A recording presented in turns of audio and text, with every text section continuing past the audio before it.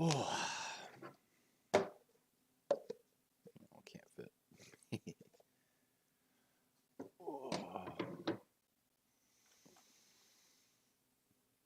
Oh, oh, it's magic. You know. Please don't sue me, Disney. Disney, I'm on your side here in Florida. Don't sue me.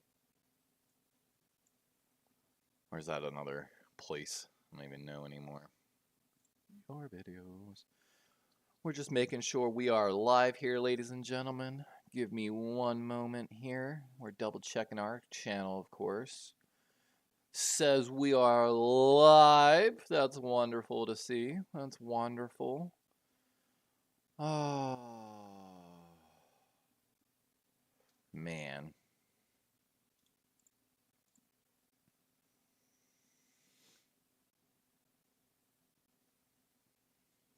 Check in my boy Sip 2.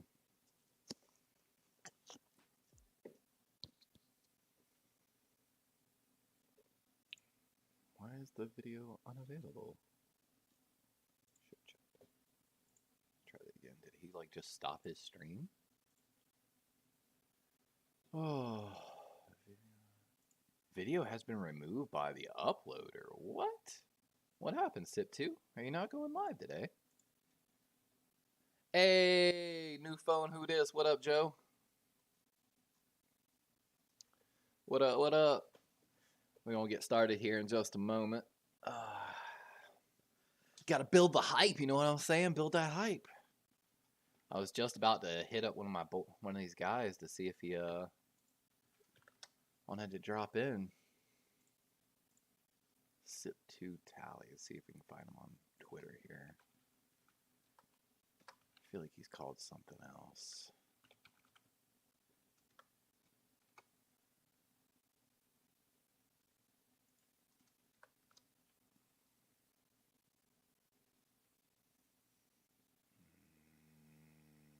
Ah, Coach Evans. There he is.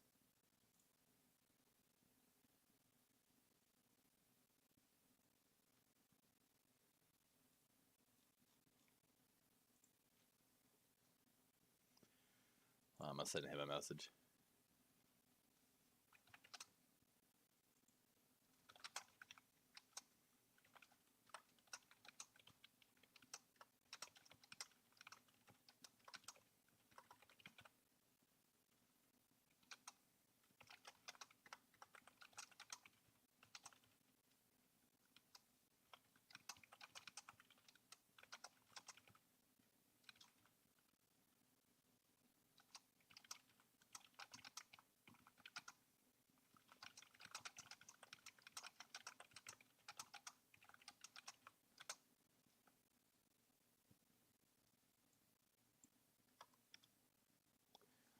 Hey, I'm gonna shoot my shot with Sip2 Tally Films. If you haven't heard of him, guys, check him out on YouTube. Sip, the number 2 Tally, Tally. I'm gonna just actually type it out in here, so because I'm gonna start plugging Coach.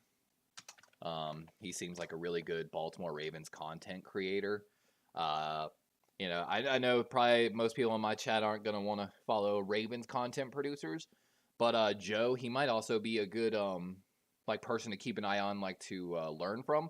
He's got about 8,000 subscribers right now. Coming up on 50 short of 1,000 videos soon. I like the guy. He does a call-in kind of thing a lot, and he does lots of collabs. I just like the dude, and so yeah, wanted to plug him real quick. Oh, I got some notifications. Oh, it's my boy Joe Stevens liking all my tweets because he's the fucking clutch OG. How you doing today, Joe, by the way? If you're still in here. Oh. I mean, you're more than welcome to drop in, Joe, as well, if you want to. We just probably have to do it through Discord or Zoom, or I'm trying to think if there's any other. I could probably do it just through Google Voice, actually. I could probably literally call you, but you're probably at work, my guy, so. I'm gonna allow this, if y'all don't mind, like 5 minutes here. I have not partaken yet. I think Joe likes that word. By the way, Joe, that's a word me and my girlfriend, we kind of came up with when we were always trying to think about, like, instead of being like, I want to go take a dab or I'm going to go smoke, it just sounds so horrible. And one day I was just like, would you like to go partake in a substance? And she was like, partake? Huh. And ever since then, that's our word for it. I think I'm going to go partake. I might be partaking in some tea. You don't know. You don't know me. Oh, I've been thinking about recently too, guys, about doing possibly a video where I just basically get some dancing on the stream here. Kind of just talking general life story, how I ended up here, what I've done, kind of, it's one of those ones whenever I'm in other channels and I'm talking and I'm trying to relate to other guys, I'm like, these people probably think I'm either fucking crazy or I'm lying. Because, don't get me wrong, whenever I was younger, my friends even used to say, one of the few things, when like people would meet me, man, you've done a lot of stuff in just a short amount of time. And, yeah, I kind of feel like that's true. When I was younger and a manager in the airlines making money, I didn't buy things. Like, I didn't buy Xboxes. I didn't buy, dude, I just even buy my PC. I had to sit down and, like, think about it for forever. But while I won't spend money on things that I can keep and have, objects, I, however, have a horrible tendency of spending money on experiences. Meaning, I would rather, instead of buying something that I can hold on to, I would rather go do something with a friend to create a memory. And I lived like that for quite a while. I still kind of live like that. I cherish my memories with my friends. And, I was always that guy. We'd go out. I'd call my friends. Hey, man, you want to go see a movie? Oh, bro, I ain't got money for that. Fuck it. I don't care. Come on. Hey, man, you want to go out to dinner with me? Oh, bro, I can't be going out to eat at that Italian restaurant. Bro, I don't care. Let's go drop 200. Get some crafts. I was literally known for the longest time. My male friends would call me the master of the friend zone because I had so many female friends that, I had no romantic relationship with, was never pursuing any type of romantic or intimate relationship. However, women generally have better conversational skills than men. So if I had to choose whether to take one of my guy friends out to a dinner, just sitting at a restaurant, or one of my girlfriends take out to dinner, I'm probably going to choose. So I always had my cliques of friends, I'd have my friends that were girls to go out, to eat with, just have like lunch and brunch and stuff and just talk the world. Well, of course, my guy friends, we spend most of our time on the basketball courts, on the football field, and in the gym. But, good times. Whoever my second viewer is, thanks for dropping in. We're about to get started here in just a moment. I know it says stream 4:30. We're going to just wait 2 minutes here till 4:40 to get officially started. Trying to build a little bit of an audience. Hopefully no one leaves. We got Lamar hopefully doing his money dance. And our boy Poe recovering from his leg injury. I'm out on that take. Oh, man. Here with the takes, son. And please, if y'all hear like a hissing noise, like I'm gonna be partaking of medical grade cannabis oil. Because I do have a medical card. I will show my medical card on stream, guys. I just don't want this to be picked up by the mic, so I'm actually gonna mute.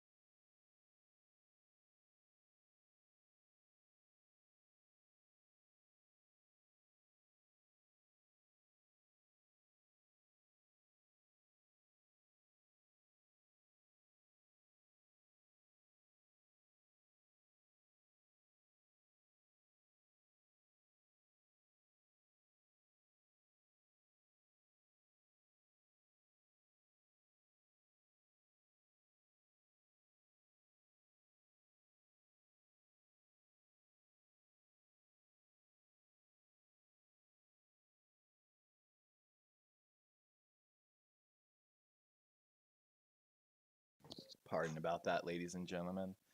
I'm just trying to get my mind right, caffeinated, and Joe saw earlier I got 4 shots of espresso here. I already slept through 2 alarms thanks to sleep deprivation, but we are here, guys, and we are about ready officially to finally start this. Excuse my language.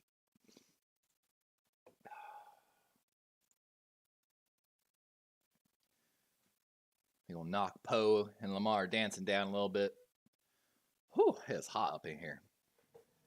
But thank you, whoever my second viewer is. I'm hoping it's Sip2 Tally. I'm Joe. I know you just heard me talk about him a little bit, but for my second viewer, if it's not Sip2, definitely guys check out Sip2 Tally Films on YouTube. He's referred to as the coach. He's one of a little bit bigger of our Baltimore Ravens content creators here on YouTube. I've definitely enjoyed, though. I've been dropping into some of his streams recently, Collins and stuff like that, and I generally like the show. I think it's actually a pretty well done show. It definitely inspires me a little bit here and there, and gives me ideas. I'm trying to learn from all my Baltimore Raven content creators that are currently out there, and try not to step on any toes here. Not trying to, I guess, clash coverage. You know what I'm saying? Be respectful of their audiences. I already feel like in Sip2 Tally, and if Sip2's there, I'm sorry. I feel like I already talked too much in your stream, so my apologies. As we say here in the South, blessed with the gift of gab, ladies and gentlemen. And that has always been a saying for me since I was a child. Whoever my third viewer is, thanks for dropping in. We're about to get started here in just a moment. I happen to have ran over my audio cord, so let me fix that real quick before that gets destroyed. For whoever my third viewer is, let me know. Who's your team? Are you one of my Ravens fans? Sip2 Tally, you in here yet? We're plugging you constantly. But we're about to get started here, guys. So, again, apologies for the delay. We were supposed to start this earlier today. I slept through multiple alarms due to sleep deprivation. It's draft week. We're ready, guys. So we're going to be starting here today with the offensive draft special. We will be airing later in this afternoon the defensive draft special. It's probably way too late, but I'm going to be attempting to reach out to Cole Jackson as well to see if he'll do an interview with me pre-draft tomorrow. I've got a long list of interview questions that I'm trying to get ready for him because, I don't want to bring a nice actual writer in without some real questions.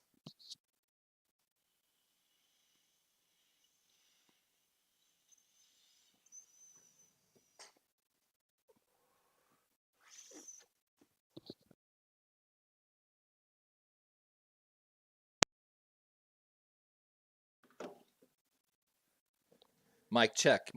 Okay, yep. I heard my microphone cut out again. I've got a bad wire. I do, guys, have update. I've ordered new microphone boom sets for a podcast style setup. They were originally supposed to be arriving Saturday. I actually just got an update from Amazon. They're supposed to be arriving Friday, so I might have them day 2 of the draft instead of day 3. Fingers crossed for that. But all right, let's start the recording. So we got the podcast started. Welcome, ladies and gentlemen, to Darwin's Raven. It's your boy D-Rave, Darwin's Raven, Levi, you can call me whatever. And, we are super hyped, guys. It is draft week finally, and we're going to be bringing you probably one of my last draft coverage specials here. We have today the offensive draft special. We're going to be focusing especially on guys that we think are going to be day 2 and 3 picks. So you're not going to see anyone that I can consider a day 1 pick, even possibly some of these borderline guys. However, Joe, just for you, I got your boy Jack Campbell on there, even though he could be a borderline first pick, second round pick. But I'm trying to even avoid a lot of these like early second round pick guys. I'm trying to find some of these guys that, you haven't really heard of before. Now, for Ravens fans, some of these guys that might seem familiar, and maybe we'll go over here shortly. For those that are new to my channel, Joe knows I have a spreadsheet started where I am comparing basically Ravens visits versus about 4 other teams, as well as a column comparing all teams essentially. and that Excel spreadsheet has approximately 170 players currently on it, and it encompasses all visits starting from like the East-West Shrine game all the way back to like to the private workouts recently. However, I will mind you that it's not a living document because I don't have a like some type of bot program to pull the numbers over constantly. Basically, just read the site and update my sheet. But I made it about 4 days ago, I want to say, and so it's pretty good. But of course, there might have been those last few guys snuck in. But yeah, thanks for everyone for dropping in. With that, let's get started. Oh my god. For y'all that are out watching live, I pressed the space bar trying to start my slideshow, and I stopped my recording for my podcast because I'm an idiot. But I'm just going to keep going. All right, so you got to start. What a terrible shirt to wear today with the background.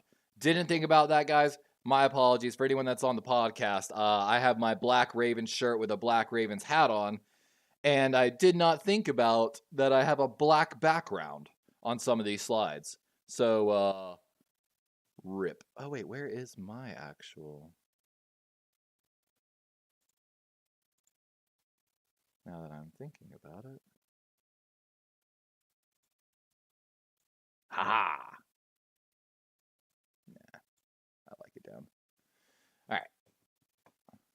Uh-oh. That's not good.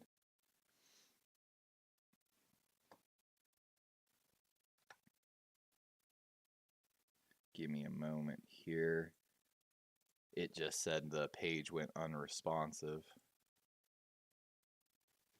Pardon me one moment, guys, here while I mess with that. I gotta pull that back up, I guess. I don't know why it would be unresponsive. I need better lighting, honestly.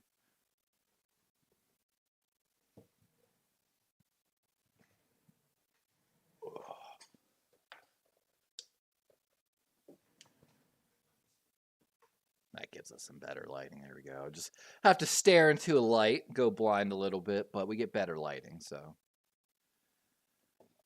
All right, let me get my presentation back up. Sorry about the problem here, guys. I know I'm having PC problems, but my PC should absolutely be able to run this at the bare minimum. Alright, looks good. Let's go to presentation mode. Oh, I don't even have any animations. Like, it's not like there's anything. These are flat slides. Alright, so we're back in it. So we're starting with my first quarterback. If you followed me anywhere on any of my channels, on Joe's at C.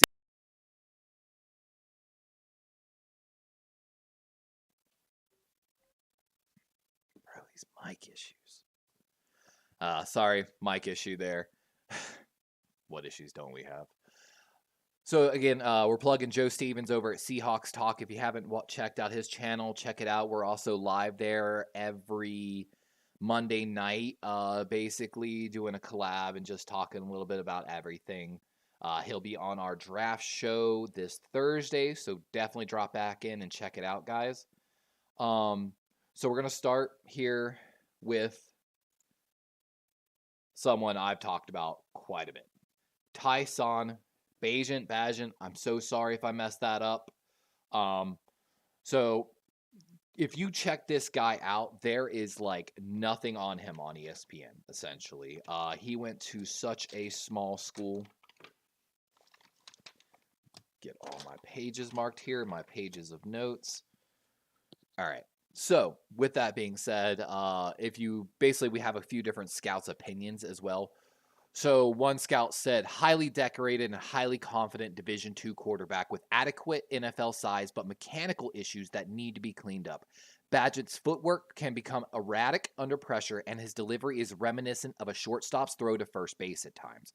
He plays with a good feel for his offensive design and a willingness to attack all intermediate pockets of the field, regardless of cover scheme. However, the decision making, the arm strength, the decision making and arm strength might not be good enough to beat window shopping defensive backs in the NFL. Basically saying they're not really sure because of his level of competition and the guys he's been playing with, that if he can fit that ball into those zone windows, when you have, these NFL cornerbacks, especially like in these cover 3 schemes where they're just kind of playing offline, eyes in the backfield, to a certain degree, ready to break on an underneath ball if they're not on the 3, basically. If it's like, maybe they're playing the quarter or Robert, I don't know. But, drop my pen. Quarter's not the correct term. I'm sorry on that, by the way. I'm trying to remember the correct term. But I'm telling you guys, when I was watching, I'm going to try to get it up here on stream real quick. The grades of every throw I had on the quarterback, basically, on all the quarterbacks, day 1, day 2. I'm telling you, this kid was he was on the day 1 group. Now, what threw me off slightly with Tyson was that because of course his name, he was supposed to be the first quarterback out there, number 1, ahead of Stetson Bennett. It was supposed to go Bennett, Cunningham, Duggan, Haener, Hall, Levy, and Levis. However, Bennett and Levis actually led a lot of the drills. And they definitely, after like the first drills, they did a really good job of rotating. It made it a little bit harder to grade the throws. It's like some guys, and of course with NFL's plus coverage was so piss poor of the combine. Can I talk about that for a second? I was so mad at NFL Plus at how the combine was covered traditionally compared to what I used to have it. Hey, what up, No Border in the chat? Hey, so real quick, anyone that is listening, dropping in, you got to check out No Border Sports. My boy Ryan, another one of our 49 content creators. He'll be in for our draft special this Thursday as well. I love the dude. He had a really good show last night. If you haven't watched it, I'm telling you, No Border. I was like, ooh, I just want to get in between these two and moderate it. I feel like you and him are like Skip Bayless and Stephen A. little bit there last night. I really enjoyed it. No Border's got a really strong short game. YouTube short, that is. And he's actually, I'm telling you, if you're looking for someone to teach you how you're supposed to be doing the algorithm, No Border Sports, shout out.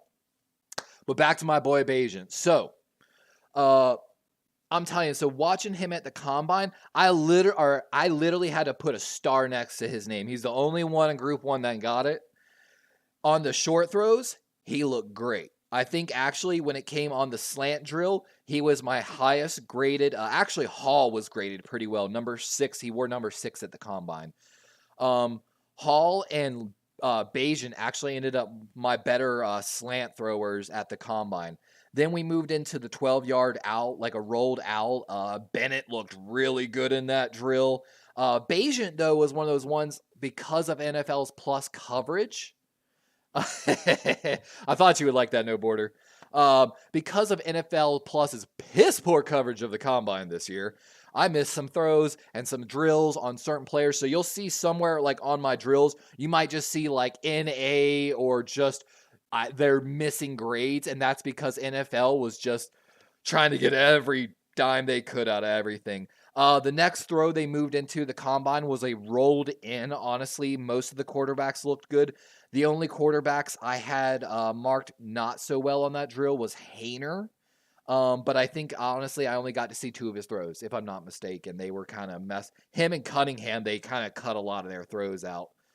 Hall had a, 1 down pass, 1 average pass. But most of the quarterbacks looked, it's the combine. And No Border Sports talked a little bit about this about last night. This isn't the perfect practice, situation. This really doesn't tell you much. And if they are paying a lot of money or their agents paying a lot of money to send them to like a camp, basically, to specifically get them ready for the drills, there's a lot of smoke in the combine. And especially in pro days, tape tells all. Tape tells all. But I'm telling you, the idea that this kid doesn't have some zip on the ball, I don't know. Looking at his deep throws on the day, His furthest ball ended at approximately the 38. So he hit, I have graded for him, he hit 40, 40, 41, 45, and 38, basically. So not a overly strong arm. He's not going to be taking teams deep. So that might be a serious concern with him. But if you're looking to run like a short West Coast kind of ball control offense, he might be worth a look. But there's not a lot on this kid, and that's why I kind of think he could be. I think, and I called it, I forgot whose show I called it on. I said, you know what? Teams like superstition a little bit with the 7th round sometimes. I could see Tyson Bagent being Mr. Irrelevant pick this year. Some team like praying, please be Brock Purdy, please be Brock Purdy, please be Brock Purdy, please be. Insert meme. NFL GMs, fingers crossed, just please be Brock Purdy, please be Brock Purdy. All right, and now we're going to move on. So, all right, this one, I did lie. This guy's a border round, 1st round pick, 2nd round. I'm so sorry. I forgot about him. Hendon Hooker.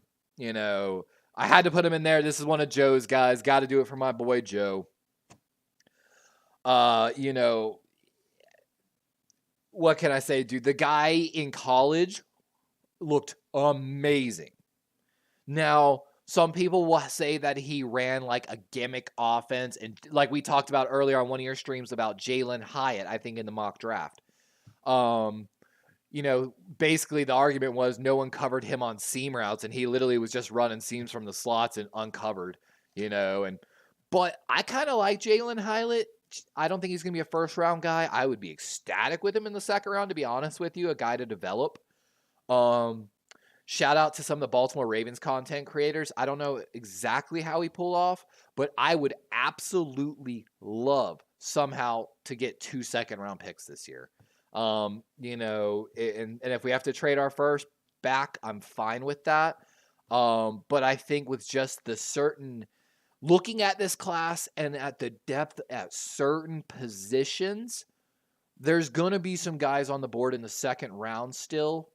And if you had 2 picks, I really think you could get potentially 2 1st round talents in the 2nd round.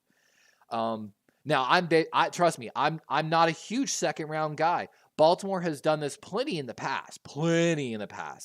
You know, actually not so much in the recent history if you actually look at the books.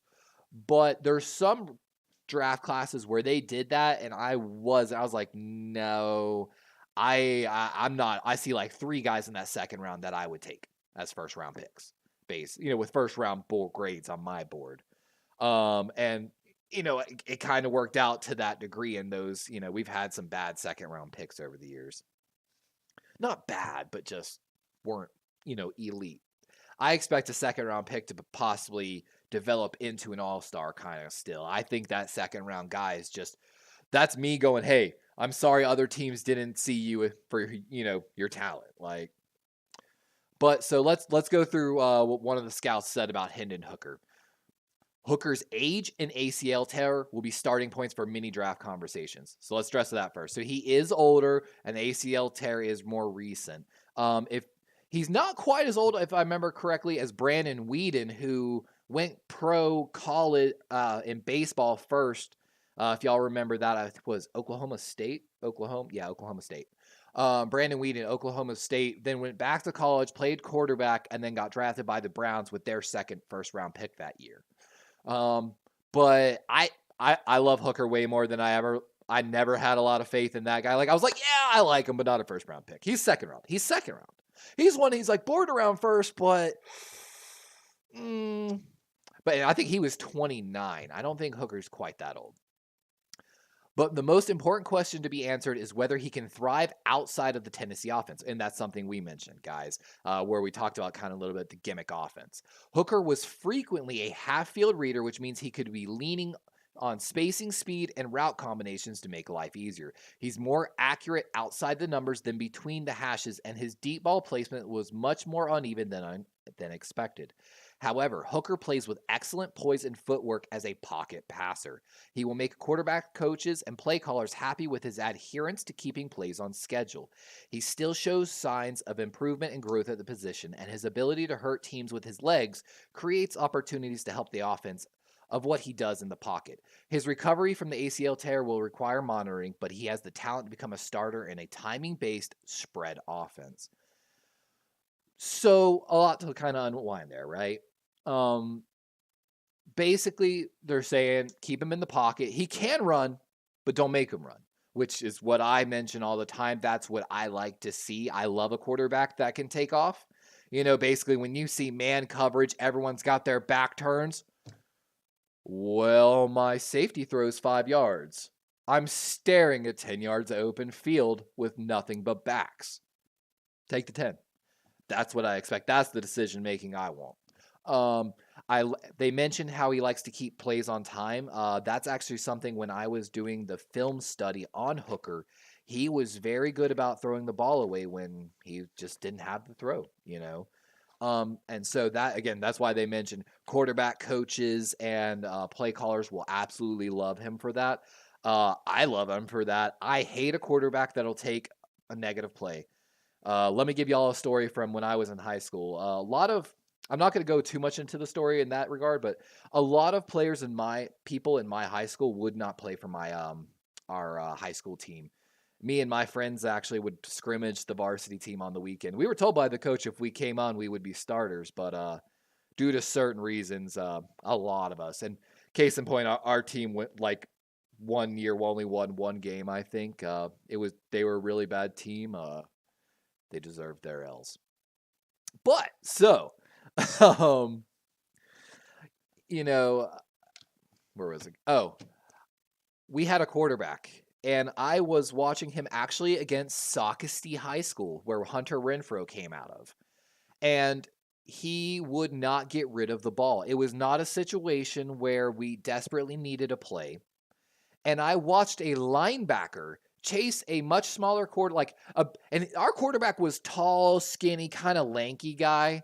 So he wasn't like terribly slow. He was actually on the track team. So he wasn't terribly slow by any means. I watched a linebacker chase him, and it was like I think somewhere between 7 and 17 yard loss, but it was like a scramble play running around, circle, circle, circle. At some point, yes, get rid of the ball. Just get rid of the ball. If you're going to take the sack, please get rid of the ball.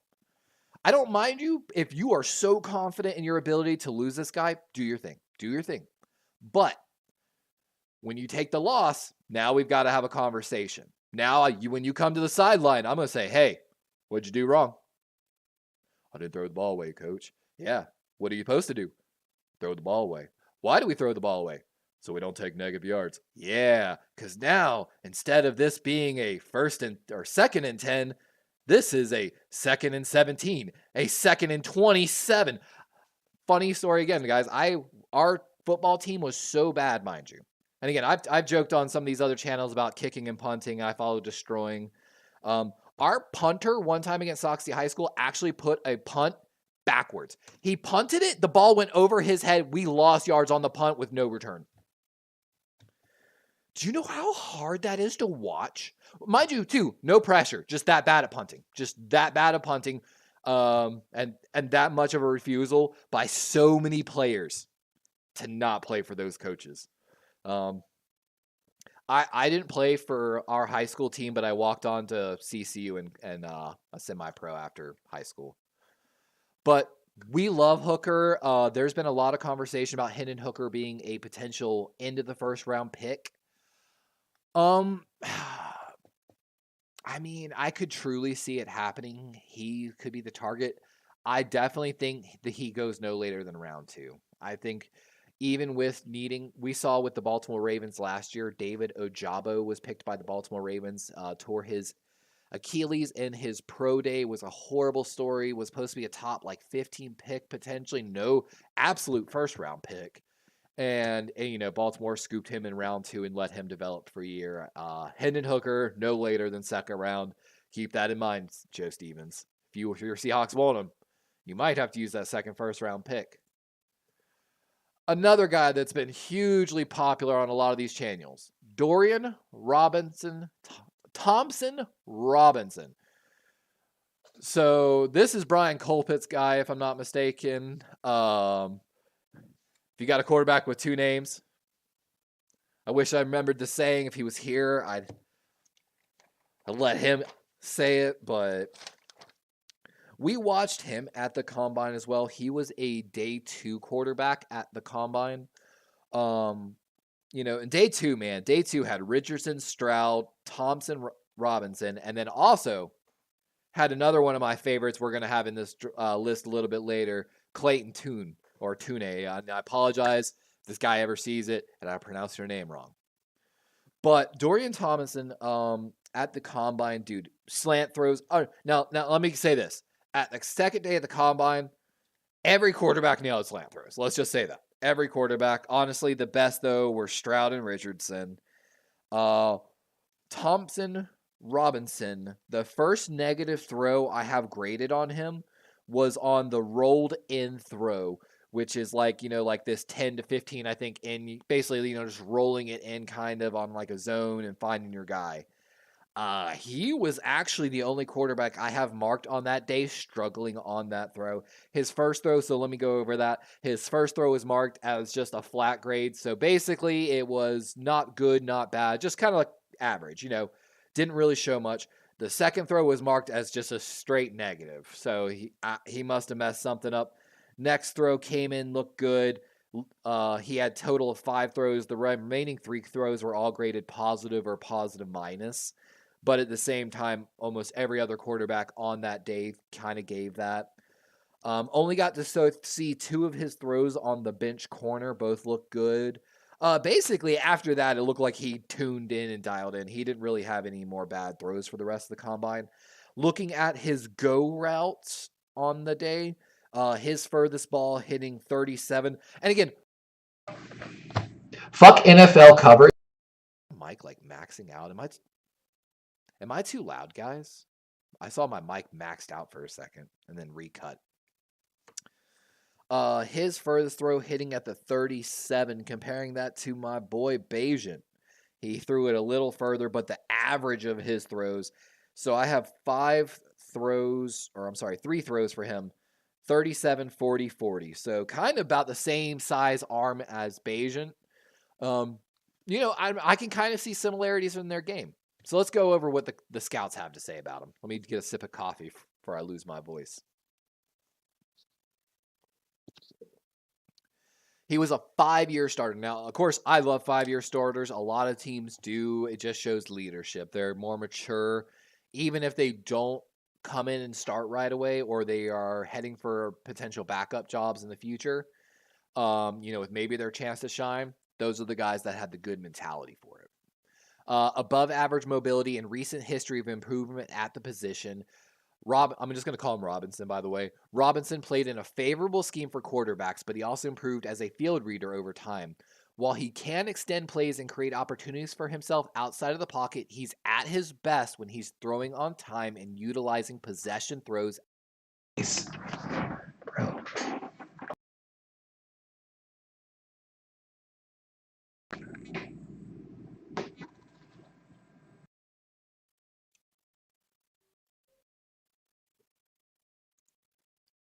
Mic check, mic check. My mic keeps going in and out. I'm so sorry, guys. I can hear it like...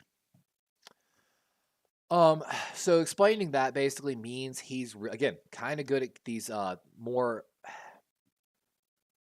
How do I put it? Kind of like, it's one of those ones, if they're running a lot of zone and sitting on it, and he's down and he's having to throw based off timing, you might hit some issues. But if you're game managing in a close game, he can keep you in it.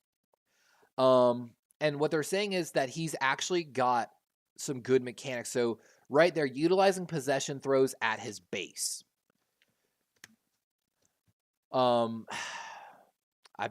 bet you if I turned on his film, he throws a lot of curl routes, and he's actually really good at throwing the option route from the slot, basically reading his guy and making the throw. But I haven't been able to watch enough tape on him because your boy was negligent in his film study throughout.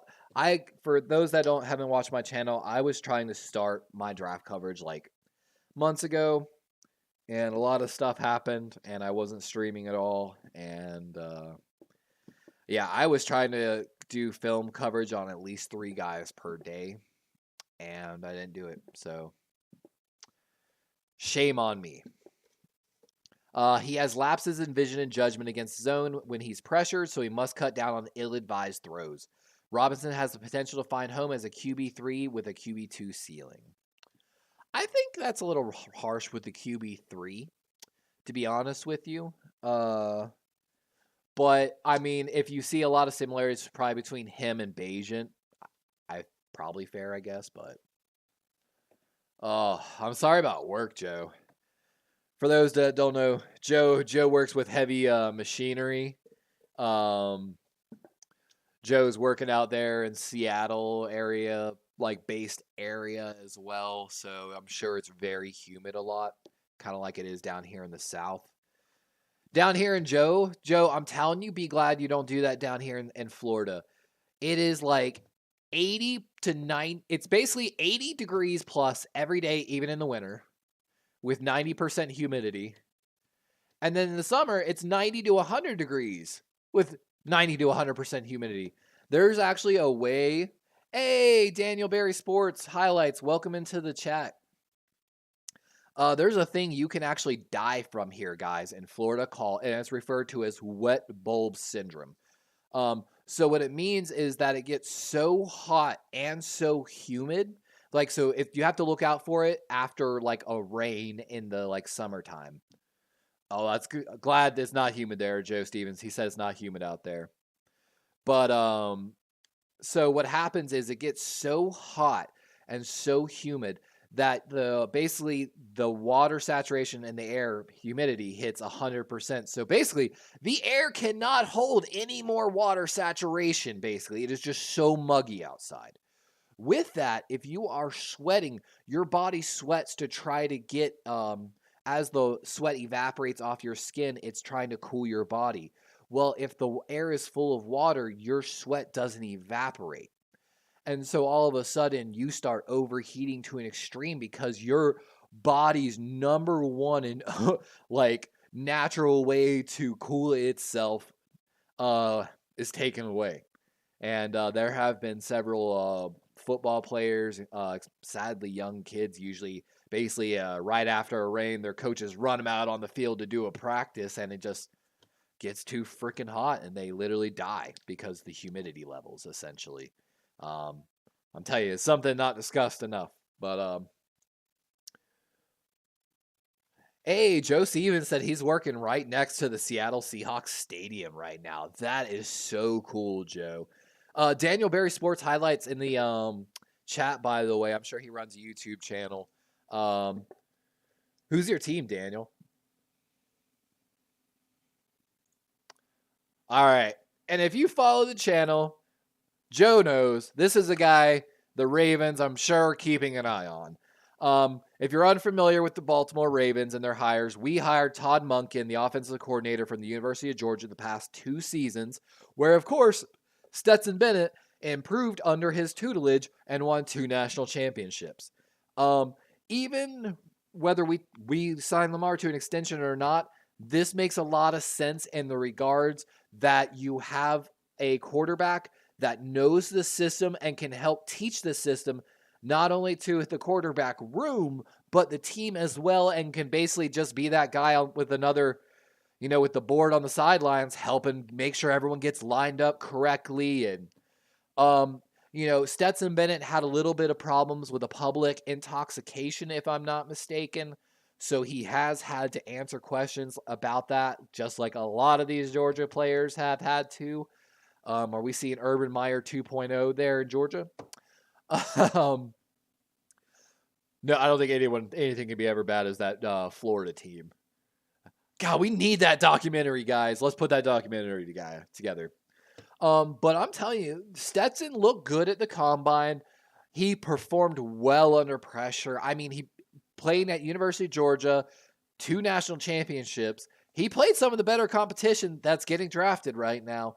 Now, of course, was he surrounded by great talent? Absolutely. Which that makes it always hard. I'm highly critical of sometimes highlight tapes. No hit out at Sports Highlights, Daniel in the chat. But I can be a little critical of highlights sometimes because, like, I used to talk about some of the Clemson tape with some of these wide receivers, and I'm like, man, do you see who they're playing against? Do you see that guy like messed up and didn't know his coverage, or literally just had no chance of covering this first round pick guy? Like, that's just not fair. That looks like a combine throw. That's not highlight. I was like, that doesn't show me anything other than a combine throw, even though it's on tape. If I can make that metaphor, basically. Some throws on highlight tapes show me nothing more than a combine throw because the pocket is so clean, because the talent level is so different. And then, of course, the talent level of the wide receiver versus the corner. One of the Baltimore Ravens, former offensive lineman James Hurst, came out of, I believe, UNC, if I'm not mistaken. When I was watching film on him, when we took him, I think undrafted free agent way back in the day. I found some of his best tape where he was playing against Jadeveon Clowney. But it was very evident on the tape you were watching that it wasn't like he was stronger and better than Jadeveon. It was he knew the scheme. His guy beside him knew the scheme. And they played the scheme really well. And because they played the scheme so schematically well, they were able to negate a first-round talent in Jadeveon Clowney sometimes. And so that's one of those ones I kind of liked him. I was like, yo, undrafted free agent, great. And he ended up being a great backup for us for a very long time. Going to chat right now. He says, Joe Stevens says, just about every day. I actually went to the pro shop in the stadium today. That's so cool, Joe. So for those that don't know that just dropped in, all my viewers, thanks for dropping in, guys. Joe Stevens is working right outside the Seattle Seahawks stadium. He's one of our small content creators for the Seattle Seahawks. Definitely give his show a look. We do a collab every Monday night. But let's read what one scout said about Stetson Bennett. I'm sorry. Actually, before I get that, I want to go into his throws that we have graded at the combine. So actually on the slant throws, Bennett did not come out of the gate strong at the combine. Wearing number 2, he actually started the drills. Like I said, Bagent should have started, the smallest quarterback. We covered number 1. For those that dropped in, we've covered Bagent, we've covered Dorian Thompson-Robinson, Hendon Hooker. And now we're on Stetson Bennett. We got one other quarterback before we move on to the next skill positions. Hey, for all my new viewers dropping in, thanks for dropping in. Let me know who your teams are. So Stetson's Bennett's throws at the combine. The slant throws, like I said, his first throw was graded as an average throw. His next throw actually was slightly graded down and then came out with one good throw. However, though, he came in strong with the 12-yard out, the rolled in, and the bench corner. Looking at his go balls, hit 34, 33, 35. However, note on his deep balls, even though it looks like he was hitting pretty deep, the scouts at the combine were very critical that his footwork, he wasn't getting deep in the drop. So while guys like Will Levis were dropping like a full 5 yards plus dropping, Stetson was kind of launching these balls from a shorter pocket. So again, that was one of those ones you can instantly be like, okay, maybe we got to be a little critical of this throw a little bit. Joe Stevens says Clowney takes not just plays, but games off. Hey, you ain't wrong, though. You ain't wrong on that. So Bennett will turn 26 years old his rookie season. So kind of that talk just like Hooker, kind of a little older. He's smaller in stature relative to today's game. If I'm not mistaken, he's 5'11". So he's borderline 6 foot, but this is something we've addressed on some of the other channels. Height kind of really does help with quarterbacks a little bit. It's not the telltale all. A good offense with a good quarterback that throws on time and understands where, like when we watch Russell Wilson, everyone was like, Russell Wilson's so short, he can't see over the O-line, he's never going to be able to throw. But just his throwing platform, how he threw, like the launch angle of his throw, his ability to kind of like still see through the line, it allowed him to play that, and we've seen a lot more teams willing to take chances on quarterbacks with shorter frames. The those two things will work against him, but his history of elevating his play in spotlight games against the best competition should be a factor for some teams, something we mentioned earlier. He doesn't have a plus arm, and his accuracy and placement can vary from drive to drive, but he throws with anticipation and has shown an ability to get through progressions as a pro-style passer. He's rarely sacked, that's Georgia's O-line, and has mobility to do damage outside of the pocket. Bennett has backup potential for a timing-based attack that includes concepts often seen in the Shanahan offense. Don't you dare take my Stetson Bennett. It's like Joe. So Joe Stevens is a big fan of Hendon Hooker. He got taken in front of him in the mock draft we did the other day. It was hilarious. So that would be like a 49er fan trading up in the second round somehow or using their third round pick on Stetson. Stetson Bennett, I think is somewhere between third and sixth pick kind of potential. I definitely would not use a second round pick on him either. I don't think. Third round pick, I'd have to think about that for a little bit, to be honest with you. Just like I got 3 viewers. And we're going to go to the final quarterback we have for the draft special today, guys. I am moving at a snail's pace. It's been 51 minutes, and I am only through quarterbacks. So we have a lot more. Offense has more positions than defense. RIP to that. We're trying to do a defense draft special today, too. So we might be live, guys, for like potentially the next 6 hours. So stay tuned. So Clayton Tune, University of Houston, notorious for running a spread offense. I believe Casey Keenum came out of there, throwing like 4,000, 5,000 yards a season. But it was another one of these guys. He was on the day 2 of the combine quarterbacks. So, he had Richardson, Stroud, and Robinson there, plus McKee and O'Connell, who a lot of scouts are really high on. You'll see McKee, the Stanford quarterback, actually on a lot of mock drafts as like the next quarterback that should come off the board. I don't really agree on it. I don't agree on that. That's not my take. Joe Stevens says Stetson a 6th rounder. I'm telling you, I think that could happen, and I would be ecstatic for it, to be honest with you. I think that's a great pick for Baltimore. Gives us maybe a decent quality starter, because Tyler Huntley, of course, signed his restricted free agent tag. However, Huntley's going to hit the open market soon, and he might be able to make some money. I am incredibly surprised that nobody tried to sign him, because maybe he was an exclusive restricted free agent, which I think he might have been. And if he's exclusive, of course, that's different. I'm really not sure on that. I'd have to double check. But from my understanding, I thought he was just an RFA, not an RFA. Anyway, so we have to, of course, think about the potential backup, because Tyler Huntley's probably going to get paid in a year or two somewhere. Not like paid, get the bag, but he'll get backup money. He'll get probably pretty decent backup money. But Tune at the combine kind of was one of those guys that caught my eye. So mind you, also Robinson day 2. I told you day 1 Badgett was the only one that got a star next to his name. A small prospect guy catch my eye. Thompson Robinson, the UCLA kid, was actually my day 2 badge guy. He got my star, my badge on day 2. Like I said, he didn't really have any bad throws, and compared to, he was throwing with Stroud and Richardson right before him, and McKee and O'Connell, Purdue, and Stanford kid were also leading the drills for day 2. They didn't throw bad, but it's just one of those ones. Certain things I didn't like about their throws. But Tune was the last quarterback, number 14 on combine.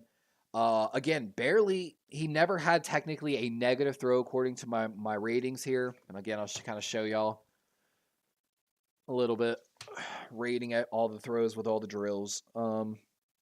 He had a few where I rated them flat, basically not a negative or a positive, total of 3 of those across the drill. No quarterback on day 2 really struggled with many throws. If I had to put one drill that I had him Not as good on. I mean, I guess I only got to see 3 of his sail routes. And of the 3, there were 2 pluses and 1 marked not a plus or minus.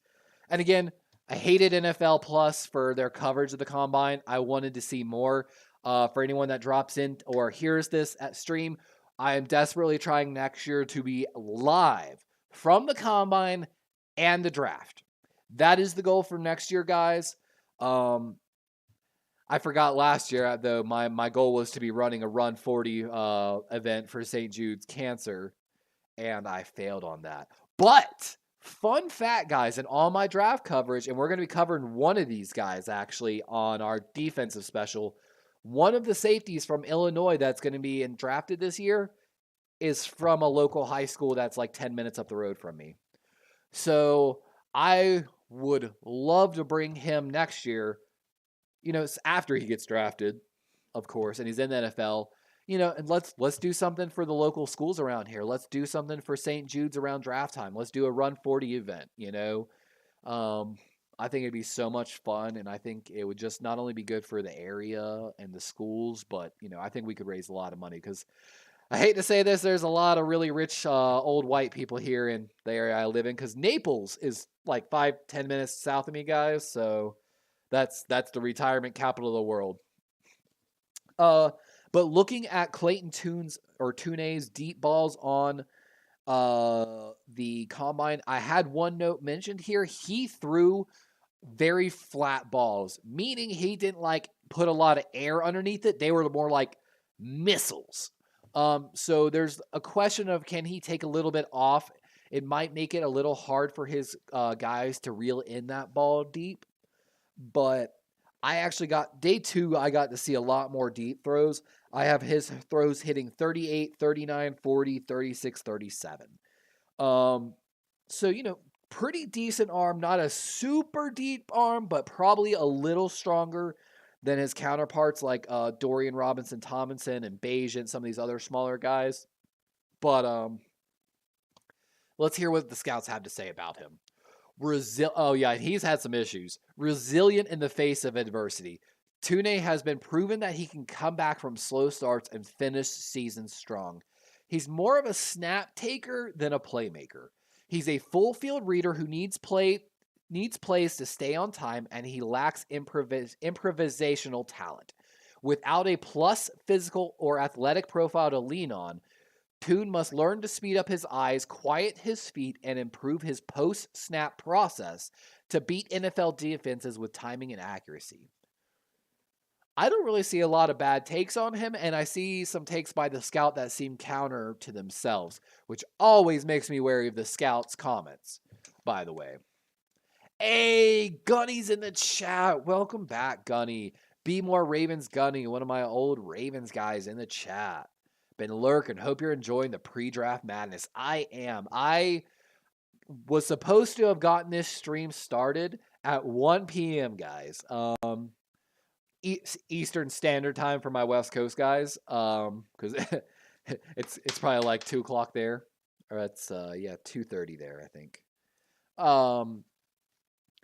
But I have been doing so much and just watching so much, having so much fun with all the draft coverage and watching all my other Niner guys and everything going on and trying to work out that I'm a little sleep deprived, just a wee bit, and I'm hyped up on 4 shots of espresso here right now. I'm still drinking.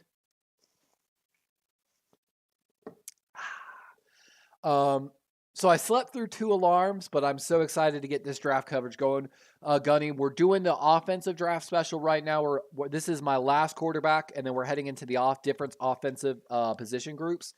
And then I may cut the stream and restart with the defensive draft special. Give me one moment, guys. I've got to blow my nose. I'm dying. I'll be right back.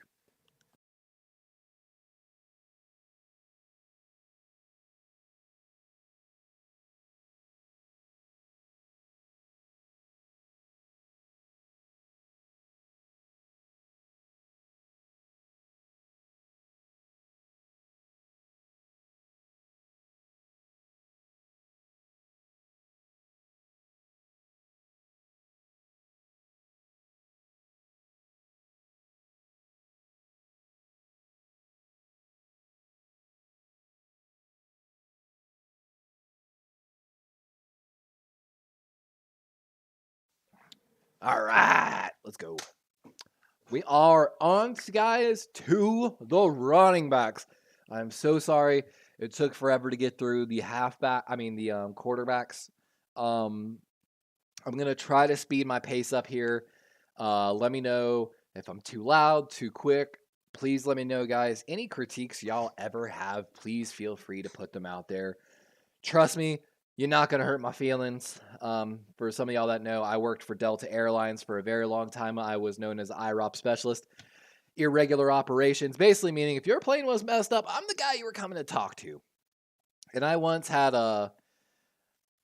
2 of my 3 planes going out of my 2 gates that I had cancel on me. So I had approximately like 200 to 300 people stuck on my side of the security as one of 2 gate agents to rebook them, while also trying to get another 150 people on their plane and out of the 2 gates. Yeah, you want to talk about you used to a lot of people being very angry at you and screaming at you in your face. And that's why, I tell people I'm a diehard Raven fan. I'm trying to be the #1 Raven fan. But I'm also a fan of football, and I'm not afraid to be yelled at. So I'm going to always try to give as much of an unbiased opinion as I can because, sometimes we're so absorbed in our team. But let me say this. Like I've said on channels before, I wasn't a huge fan of OBJ being signed to the Ravens before he got signed. Now that he is a Raven, bro, it's ride or die for OBJ. Once you win the flock, you with us. Murder flock. You know what I'm saying? There could be probably a lot of jokes made there regarding Ray Lewis. Let's not go there. I love my boy Ray. But once you're part of the flock, we'll protect you, man. You're one of us. Unless you do some shit like Ray Rice, then moving on. All right, so first guy. Oh, the name's cut off. Big RIP there. What's going on? I'm gonna have to change that because I know quite a few of these are.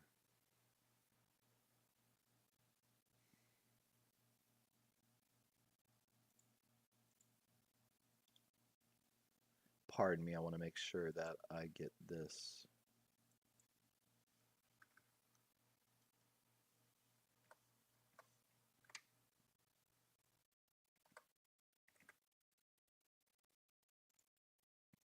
All right, so we got your boy Zach Carbonet.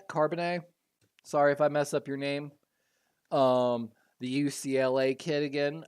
This guy, he could be a second-round pick, but he's had quite a bit of draft visits, actually. You know what?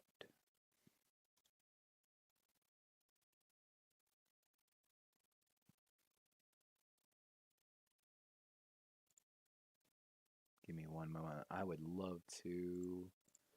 I'm going to try to pull up my Excel sheet as well, guys. So again, for my new viewers, I have an Excel sheet that I did cross-referencing 170 players, pre-draft visits, all the way including up to the East-West Shrine game. I believe he is on that list. He is. So at the time of the spreadsheet, he has had a total of 8 visits, including the Bears, 49ers, and Bills.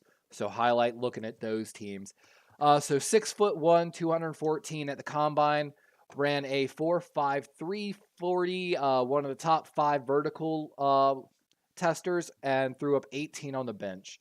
I love the kid. He's noted, from my understanding, as being a all-purpose back.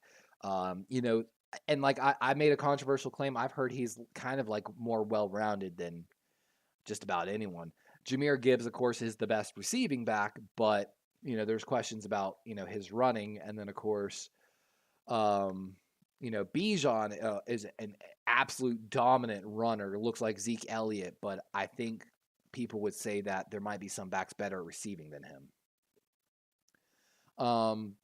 So the scouts, let's hear what the scouts had to say. An upright runner with outstanding body composition and consecutive seasons of impressive production for the Bruins. Charbonnet is a bit of a long strider with slightly below average foot quickness. He is much more effective when allowed to open up and build downhill momentum. He can slip tackles in the open field, but lacks first level wiggle to get too cute. He's inconsistent in processing defensive fronts quickly, but can be hammer into and through contact when he has a clear point of entry. Charbonnet is a talent and third down option as both a blocker and pass catcher. He could be viewed as a day 2 value with 3 down potential. So that's what I'm kind of mentioning there. He is all around good back. He improved. Being at the 6 foot, what they're saying with that long stride, you often see those guys. Something I first noticed, and I didn't know this like stat line till Christian McCaffrey came into the league. And, you know, it was just one of those ones you could see it on tape all the time, but it was just when I saw someone said the stat, it clicked in my brain. Steps per second. Very important. I'm telling you, so when Christian McCaffrey came out the draft, man, it said I got 0 viewers. All my viewers left. Rip. My stream, yeah, it says, see, everything says it's doing good. I'll close that just in case. When Christian McCaffrey came out of the draft, you could see and just and his ability to just take these small, insanely quick steps that give him incredible short burst and change of direction ability, essentially. And so, like, with that, with these taller guys, you usually don't have that. It's one of those ones, a lot of their speed does come when they hit, like, I'm a bigger guy. My short-term burst is a little sus. But get me in my full stride, and I can get pretty quick. Definitely a guy to keep an eye on. You know what? I want my Excel spreadsheet back up. We're bringing that back up.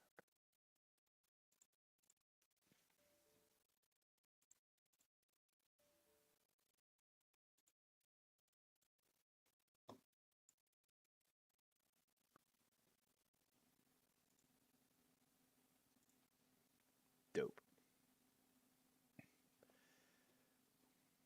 But yep, here's the spreadsheet. And of course we have Charbonnet there. Charbonnet, Charbonnet, I don't know what you want to call him. All right, another guy, absolutely loved this guy, watching him at the Combine. I think he might be a stud. I think, honestly, though, I fell in love with him when I watched him, like, or I shouldn't say watched him, when I saw he benched 25 at 225. I've got a soft place in my heart, if we can admit bias. I've got a soft place in my heart, guys, for power running back, someone that's going to just level you. I love Gus the Bus Edwards. I had been a Gus the Bus fan before he was really getting the playing time that he deserved, and I was banging the table for him to be the starter for a long time. The moment he was on our team, just about. So Chase Brown sitting at 5'9", 209 pounds, put up a 4.43 40 at the combine, a top 5 in the halfbacks. Was number 1 in vertical and broad jumps, and number 1 in the bench press, throwing up 25 reps, my guy. This is a guy who made a lot of money at the combine and just, I don't know. I think because he plays for Syracuse Orange, maybe he's getting overlooked a little bit. You know, I think one of the big notes is, can he be like a complete back? But I don't know. I like him. I think he's gonna the 4.43. All I'm looking there is, can you run away? Because as much as I've got a soft spot in my heart, guys, for, you know, big running backs that can bowl you over, if you can't break one to the house. So of course I'll admit, a big guy that can take it to the house, kind of hard to find. But if you actually look, if I'm not mistaken, if I remember right, I think Gus the Bus Edwards is over 6 foot. I think he ran a 4.5 40, somewhere around 4.53, if I'm not mistaken. So it's one of those ones. This guy showed at the combine that he has potential to have a little bit more of a home run speed maybe than we thought. And, you know, I don't know how many Syracuse linemen are going to be drafted. Let's hear what the scout had to say about him. A volume ball carrier with a compact frame and high-end stamina to wear defenses down. Brown is less of a slasher than he is in between tackles grinder. He needs to prove that he can be effective outside running to help widen the field. He's natural and agile as a one-cut runner and has the receiving talent to make plays out of the backfield. Oh, okay, so he has more receiving talent than I thought he did. He's a bit of a one-note runner, but could compete for a three-down back role with a limited ceiling. So might not succeed potentially in like a wide zone running scheme, what like maybe the 49ers run potentially. But, that's one of those ones I haven't been able to watch enough tape on him, to be honest with you. Let's see. Brown. Check our spreadsheet here. Ronnie Brown. Shepard. So I don't have him and that's just because I started guys with right here, Ravens, Bears, 49ers, Bills, Packers, and then also included a stat line of total teams visited. So the Excel spreadsheet might be missing a little bit here, guys, but we have 170 players total so far on the spreadsheet. Honestly, I love the guy just based off his numbers. I think he's worth a pick later in the draft, and keep an eye out for him. So Keaton Mitchell, this is a guy that actually I've seen in a couple of the Baltimore Ravens reporters mocked to the Ravens as a late round pick. Who was it? I think it was No Border Sports said he's got a philosophy or someone. No, it was I think No Border's guest last night. Said I just have this belief that you should draft one running back a year. Just even if it's like 6th round, 7th, just one running back a year.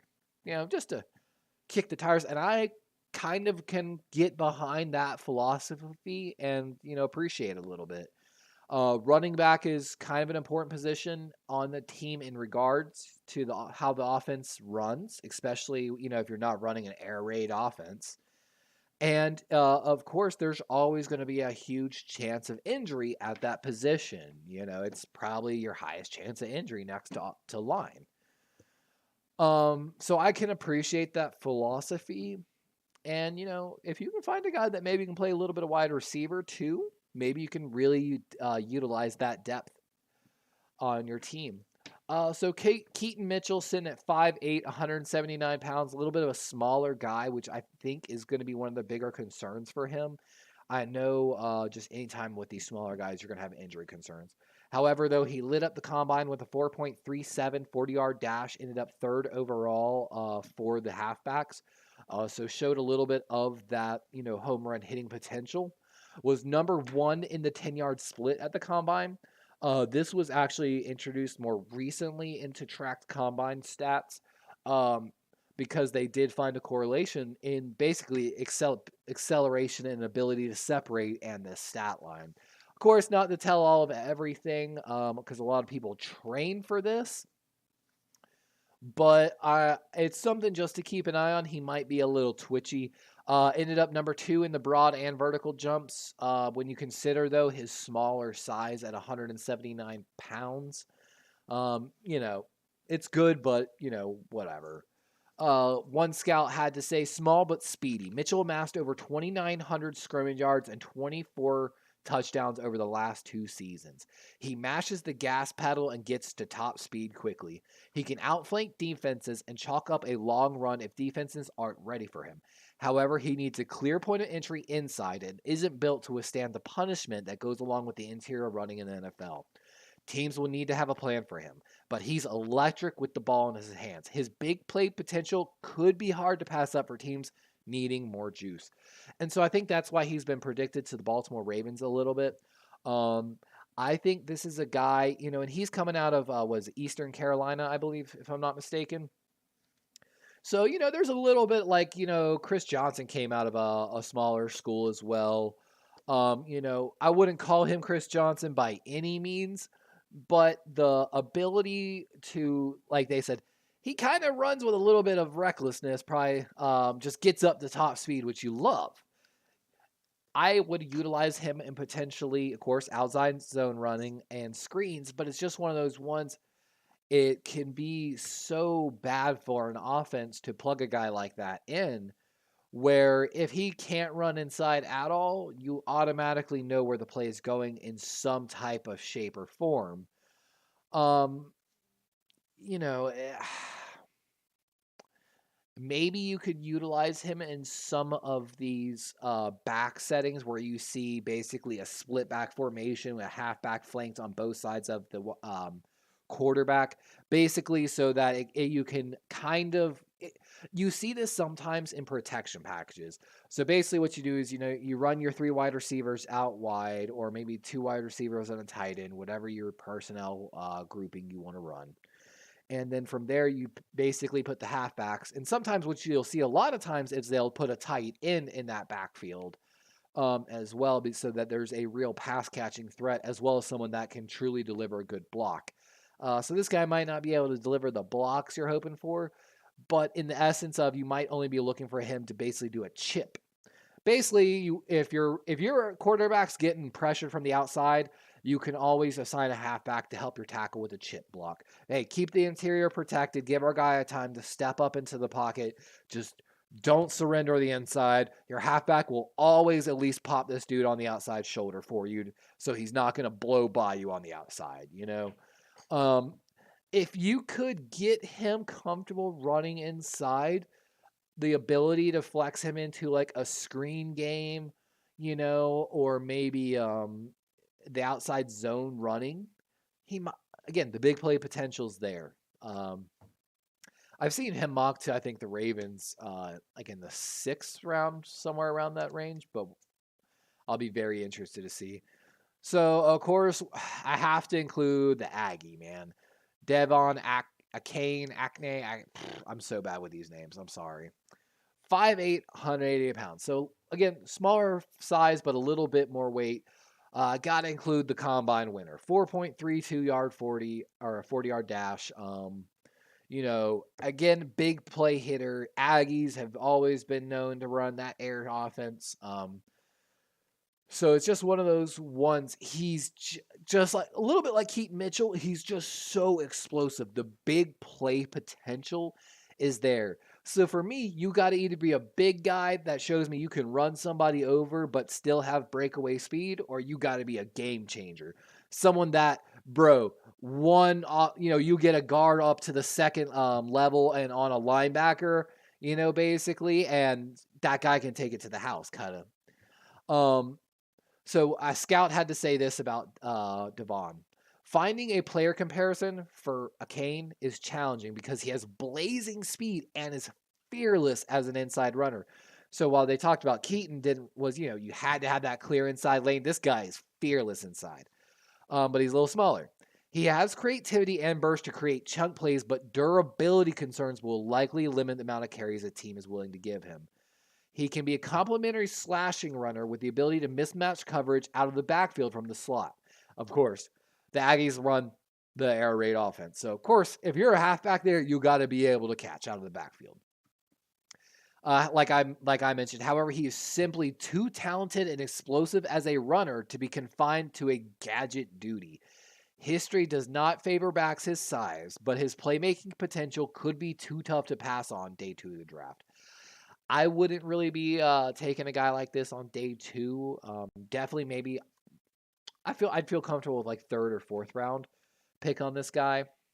We got Sip 2 Tally. Oh, we got the coach.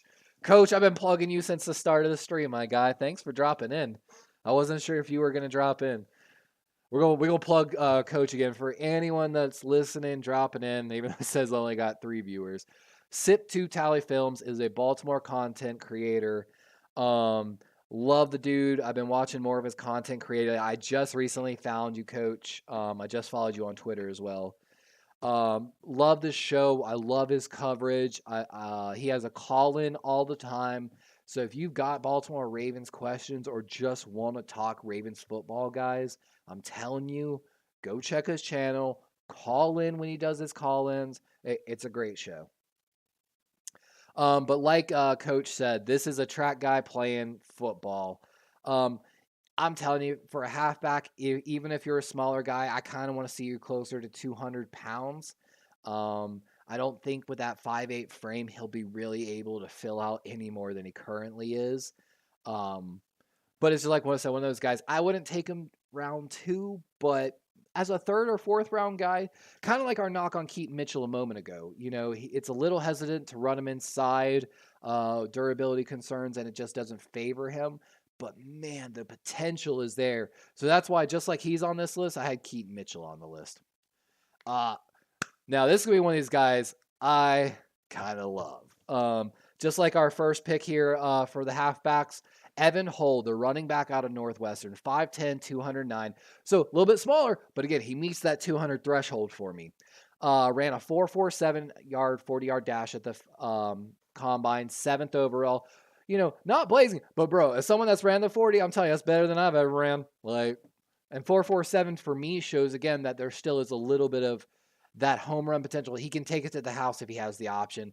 He's still probably not going to outrun these elite safeties and corners in the NFL, but if someone can get to at least like 4.55 to me for me in the 40, especially if they're a bigger power guy, even I take a 4.6 if he's really bigger guy. That's like my threshold for 40. But of course, like we talk about all the time, combine and numbers does not tell everything. The tape tells all. He threw up 21 reps at the combine at the bench press. I love these big, strong guys. Maybe because I'm a bigger guy myself, but a little bit of bias there, I guess. Baltimore Raven Gunny in chat says, "Hey, Coach Evans, glad to see you in the show. Levi some love. Enjoy the day." Yeah, Sally. I was SIP 2 or Coach. I was supposed to get started like 1 o'clock today, and I've been trying to like follow so much that I'm a little sleep deprived that I slept through all my alarms. But we're going now, and I'm going to be doing this coverage followed by my defensive coverage here later. So if you're liking it, stick tuned. I wish I had a call-in option. Let's hear what a scout had to say here about Evan Hull. So a compact and muscular runner with below average explosiveness but decent downhill power. Hull's lack of suddenness and foot quickness to quickly get in and out of cuts allows defenders to track him down. He needs to play with as much downhill movement as possible, so he will need a quality offensive line in front of him to succeed. He's very capable of route running and pass catching, but he needs to improve in protection for consideration as a 3rd down option. Hull might be the perfect team fit to stick around on a roster long term. So, it's one of those ones like they're kind of saying there. He hasn't probably shown a lot, getting hit in the backfield. Of course, Northwestern, I kind of like Northwestern, to be honest with you. I know they're smaller, and I think they kind of got beat up on a little bit. But you've seen they've produced some NFL talent recently, just like my hometown school, CCU. Shout out Chanticleer Nation. We bleed teal and purple on this channel. I like the guy though. Like I said, he might not be that, every down guy, especially we've seen in the NFL. If you cannot protect your quarterback on a 3rd down as that extra pass blocker, you're not going to be in the NFL for very long. Quarterbacks are way too important in this league, and you let your quarterback get hit, you're going to end up in Harbaugh's doghouse, and you're not going to see the field for a while. Let's just say that. I think it's my last guy. No, I got all right. I'm sorry. I actually had so many running backs. I've got 2 more running backs, guys. I'm trying to speed this up a little bit. We've got Tank Bigsby, the Auburn guy. So, fun fact, guys. For y'all that don't know, I was the charter coordinator for the University of Arkansas. So, I actually at one point got to meet the University of Auburn. Shout out to my Razorbacks. I actually got to meet the University of Auburn. It is crazy to see the size difference of these guys. So I got to meet LSU, Tennessee, Auburn, and USC. That is South Carolina for my West Coast guys. And I'm telling you, the difference between like the size difference in these teams, I was about the average size of most of these Auburn players. I had never felt so small in my life. Looking at like LSU, I'm telling you, LSU was huge. I was smaller than their average guy. Let's put it that way. So Tank's a little bit of a bigger guy, 6 foot, 210. Did not light up the combine. Only threw up a 4.56 40. It's always surprising to see these Auburn guys not have that home run speed. Auburn, I feel like it's always been known as the speed school, kind of like Oregon. However, threw up 21 reps at the bench, and again, I've got a soft spot in my heart for these big guys. I'm a huge Gus the Bus guy. Coach, if you're still with me, my history, I have been a huge Gus the Bus fan way before he got his playing time that I feel like he deserved. I had been banging for him to be a starter for a while. Love Gus the Bus on this channel. So let's see what Scouts has to say about Bigsby here. Bigsby is an upright runner. And again, we see quite a few of these guys. Upright runner. That's something I mentioned earlier. Steps per second can be such an important trait to track on these halfbacks. And it's something actually in the last guy we were covering, he was saying, if you watch his feet, he needed to move his feet quicker. The steps per second and your ability to basically keep your feet moving allows for not only quick term burst and acceleration, but change of direction. And it is so important in these halfbacks, and that's the key to Christian McCaffrey's success. But Bigsby is an upright runner with a strong angular frame. He runs with a plus burst and can create yards even when the blocking is insufficient. Bigsby runs with a nice blend of elusiveness and power, and he can quickly process movements of the defense. Fumbling has been a concern. That'll put you in Harbaugh's doghouse. And he might not be much of a help on third downs and special teams. His size, creativity, quickness could create an opportunity for teams to pair Bigsby with another back to form an effective tandem in a zone scheme rushing attack. It's one of those ones I could see, again, all of these guys I could slightly see Baltimore taking a chance on super late in the draft. I know we've got Hill still. I know we've got Gus, JK. It's just one of those ones, can you really have enough running backs? And, I mean, if you bring in a guy and they beat a guy out, I mean... So, we got a small school guy here. Tyjae Spears, Tulane. I think this is a guy, he's going to be my sleeper pick, to be honest with you.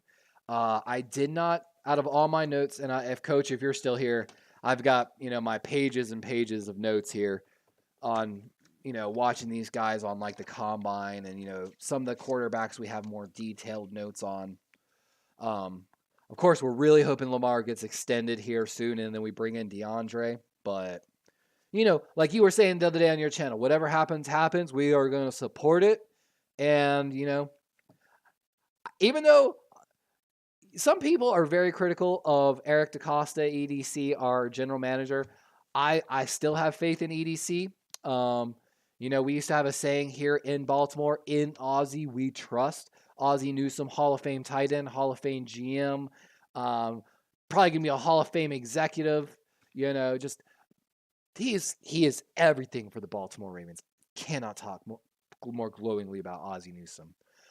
So Ozzie Newsome passed the reins to our new GM, EDC, our second only GM in the history of the team, guys. I don't think y'all understand how rare that is. But, I still have faith in EDC. EDC was a huge part of Ozzie's plan this entire time. Ozzie's still in the building, guys. Like, it's still the same thing that's been going on.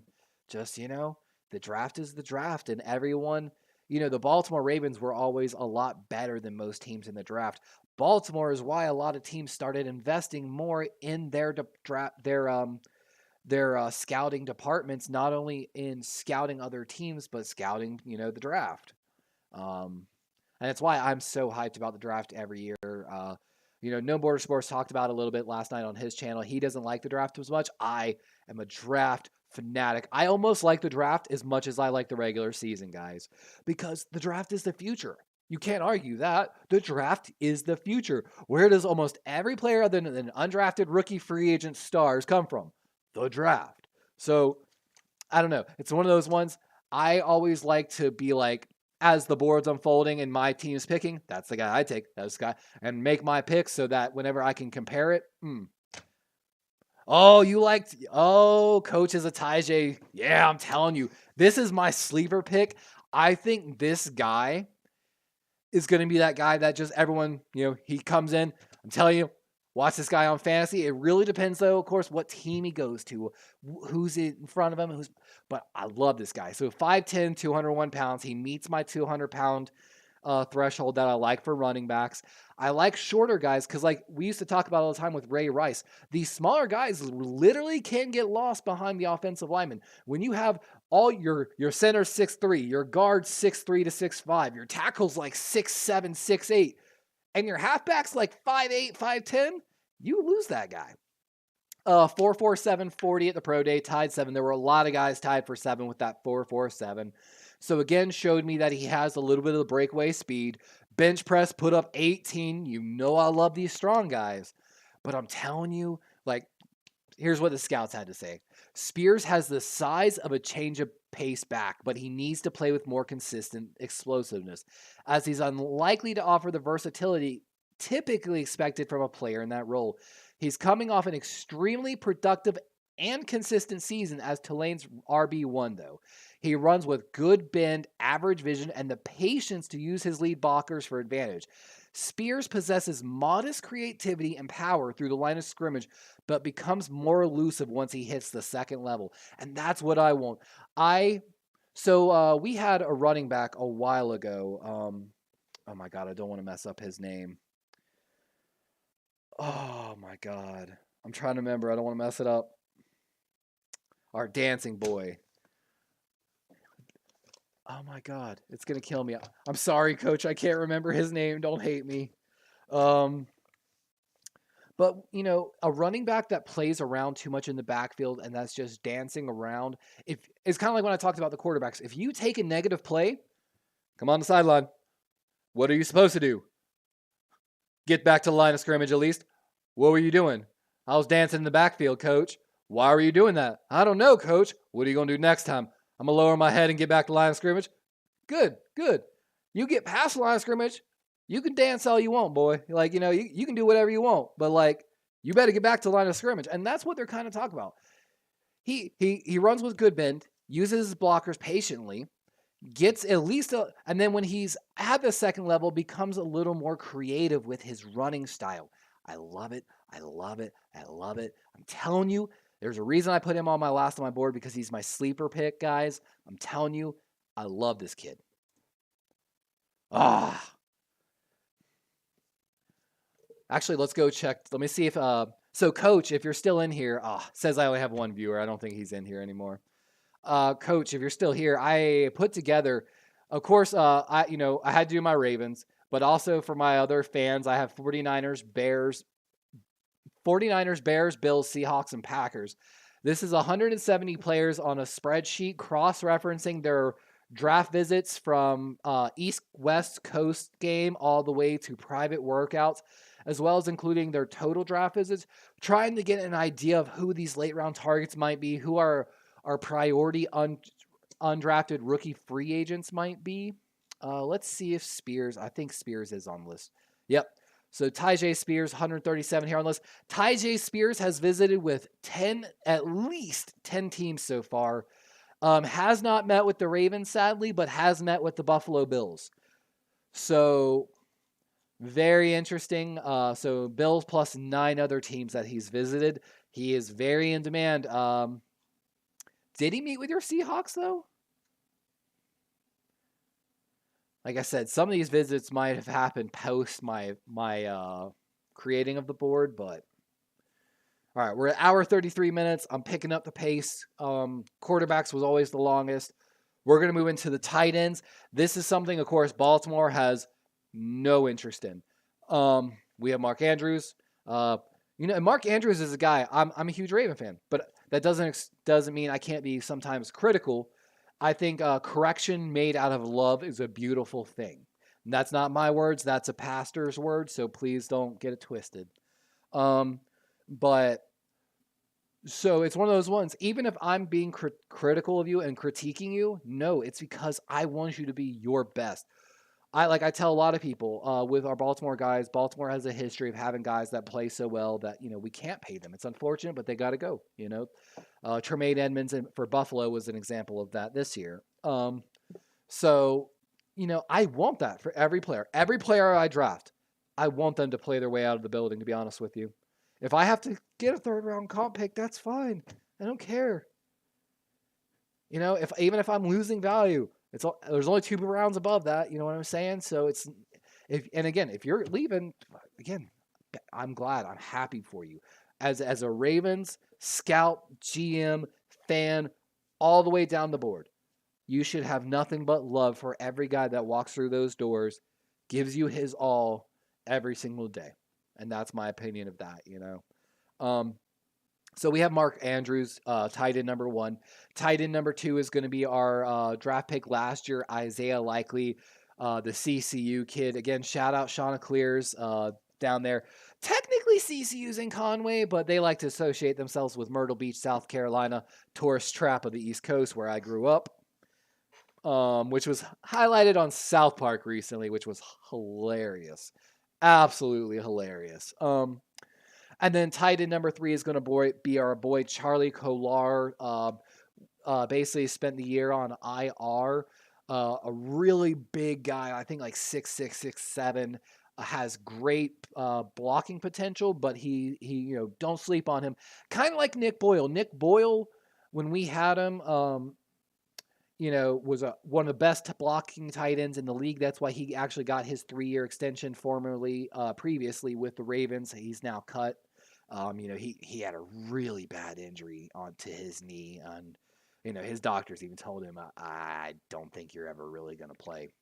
I think I heard though he's considering moving to long snapper. Not of course for the Ravens, but just in general for the future, to continue playing. But Kolar's hopefully going to be back healthy this season, so there's not really a lot of need here. Of course, Oliver was signed in the very first wave of free agency, something I called in my Packers, and almost every one of my GM series guys. Check out my other podcast, the Off-Season Plan, I believe is what I called it, where I originally started me basically acting as the GM of the Ravens. And then I had fans request basically for me to do it for their teams. So we have the off-season plan, I think, like Bills edition, Packers edition. I think I even have a Bengals edition, to be honest with you. But I think we have 4 different episodes of that. I would still love to do more episodes of that. And it's something I might explore post-draft a little bit. Forgot where I was even going. I'm so sorry. But yeah, we're set on tight end. Josh Oliver was signed. Oh, that's what I was. Josh Oliver was signed very quickly. I think he was a little underrated. He developed really well here in Baltimore, and he had some impressive catches for us next year. So let me note one thing when I start with my tight end coverage, guys, and that is that some of these tight ends that I have on this list, I did specifically for my 49ers crew. Case in point, Dakota Allen. He was an interesting prospect. So he's a little bit smaller school. He's coming from, was it Eastern Kentucky, I believe. 6'4", 248. So he actually started as a quarterback, saw the writing on the wall that he wasn't going to make it on the collegiate level as a quarterback. Went and talked to his coaches because he wanted to keep playing. I don't know if he had a scholarship or not, and moved to tight end. I believe when I read the notes, a knee injury kept him actually out of the Senior Bowl. He was having a great senior year, projected to have, his projected totals over the duration of the Cardinals' 12 games provided a better understanding of his capabilities at tight end. His numbers would have resembled about 62 receptions for 847 yards and 7 TDs. Those were his projected numbers.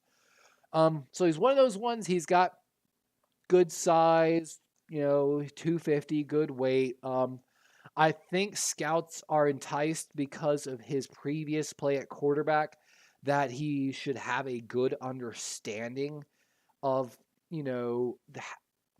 be able to see it through the quarterback's eyes. So he could be an option route guy where, you let the tight end kind of run whatever route the coverage dictates and him and the quarterback just make a play.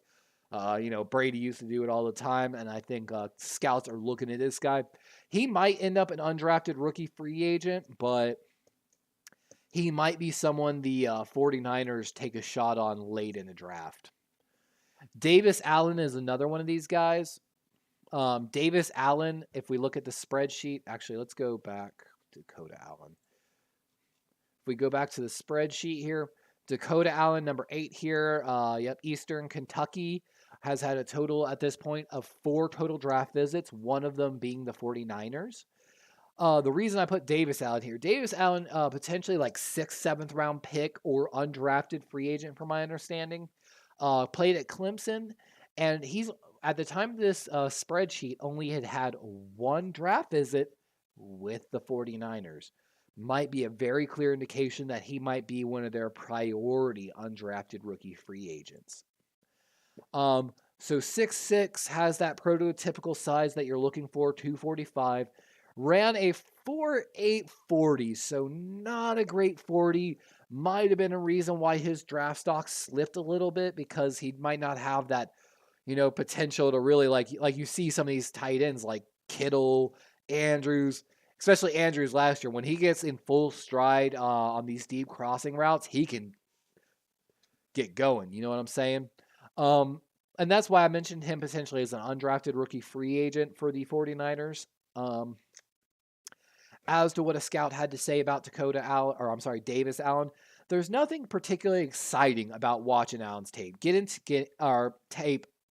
in and out of his routes. The magic happens once the ball goes up, though.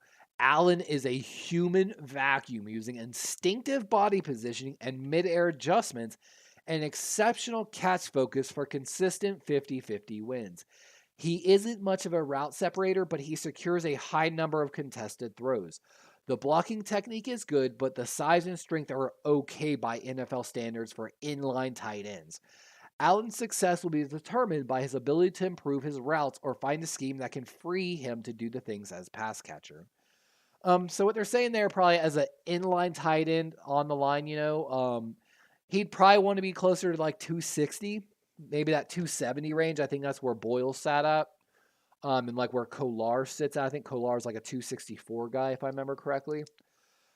So you'd want him a little bigger to not have that separation ability.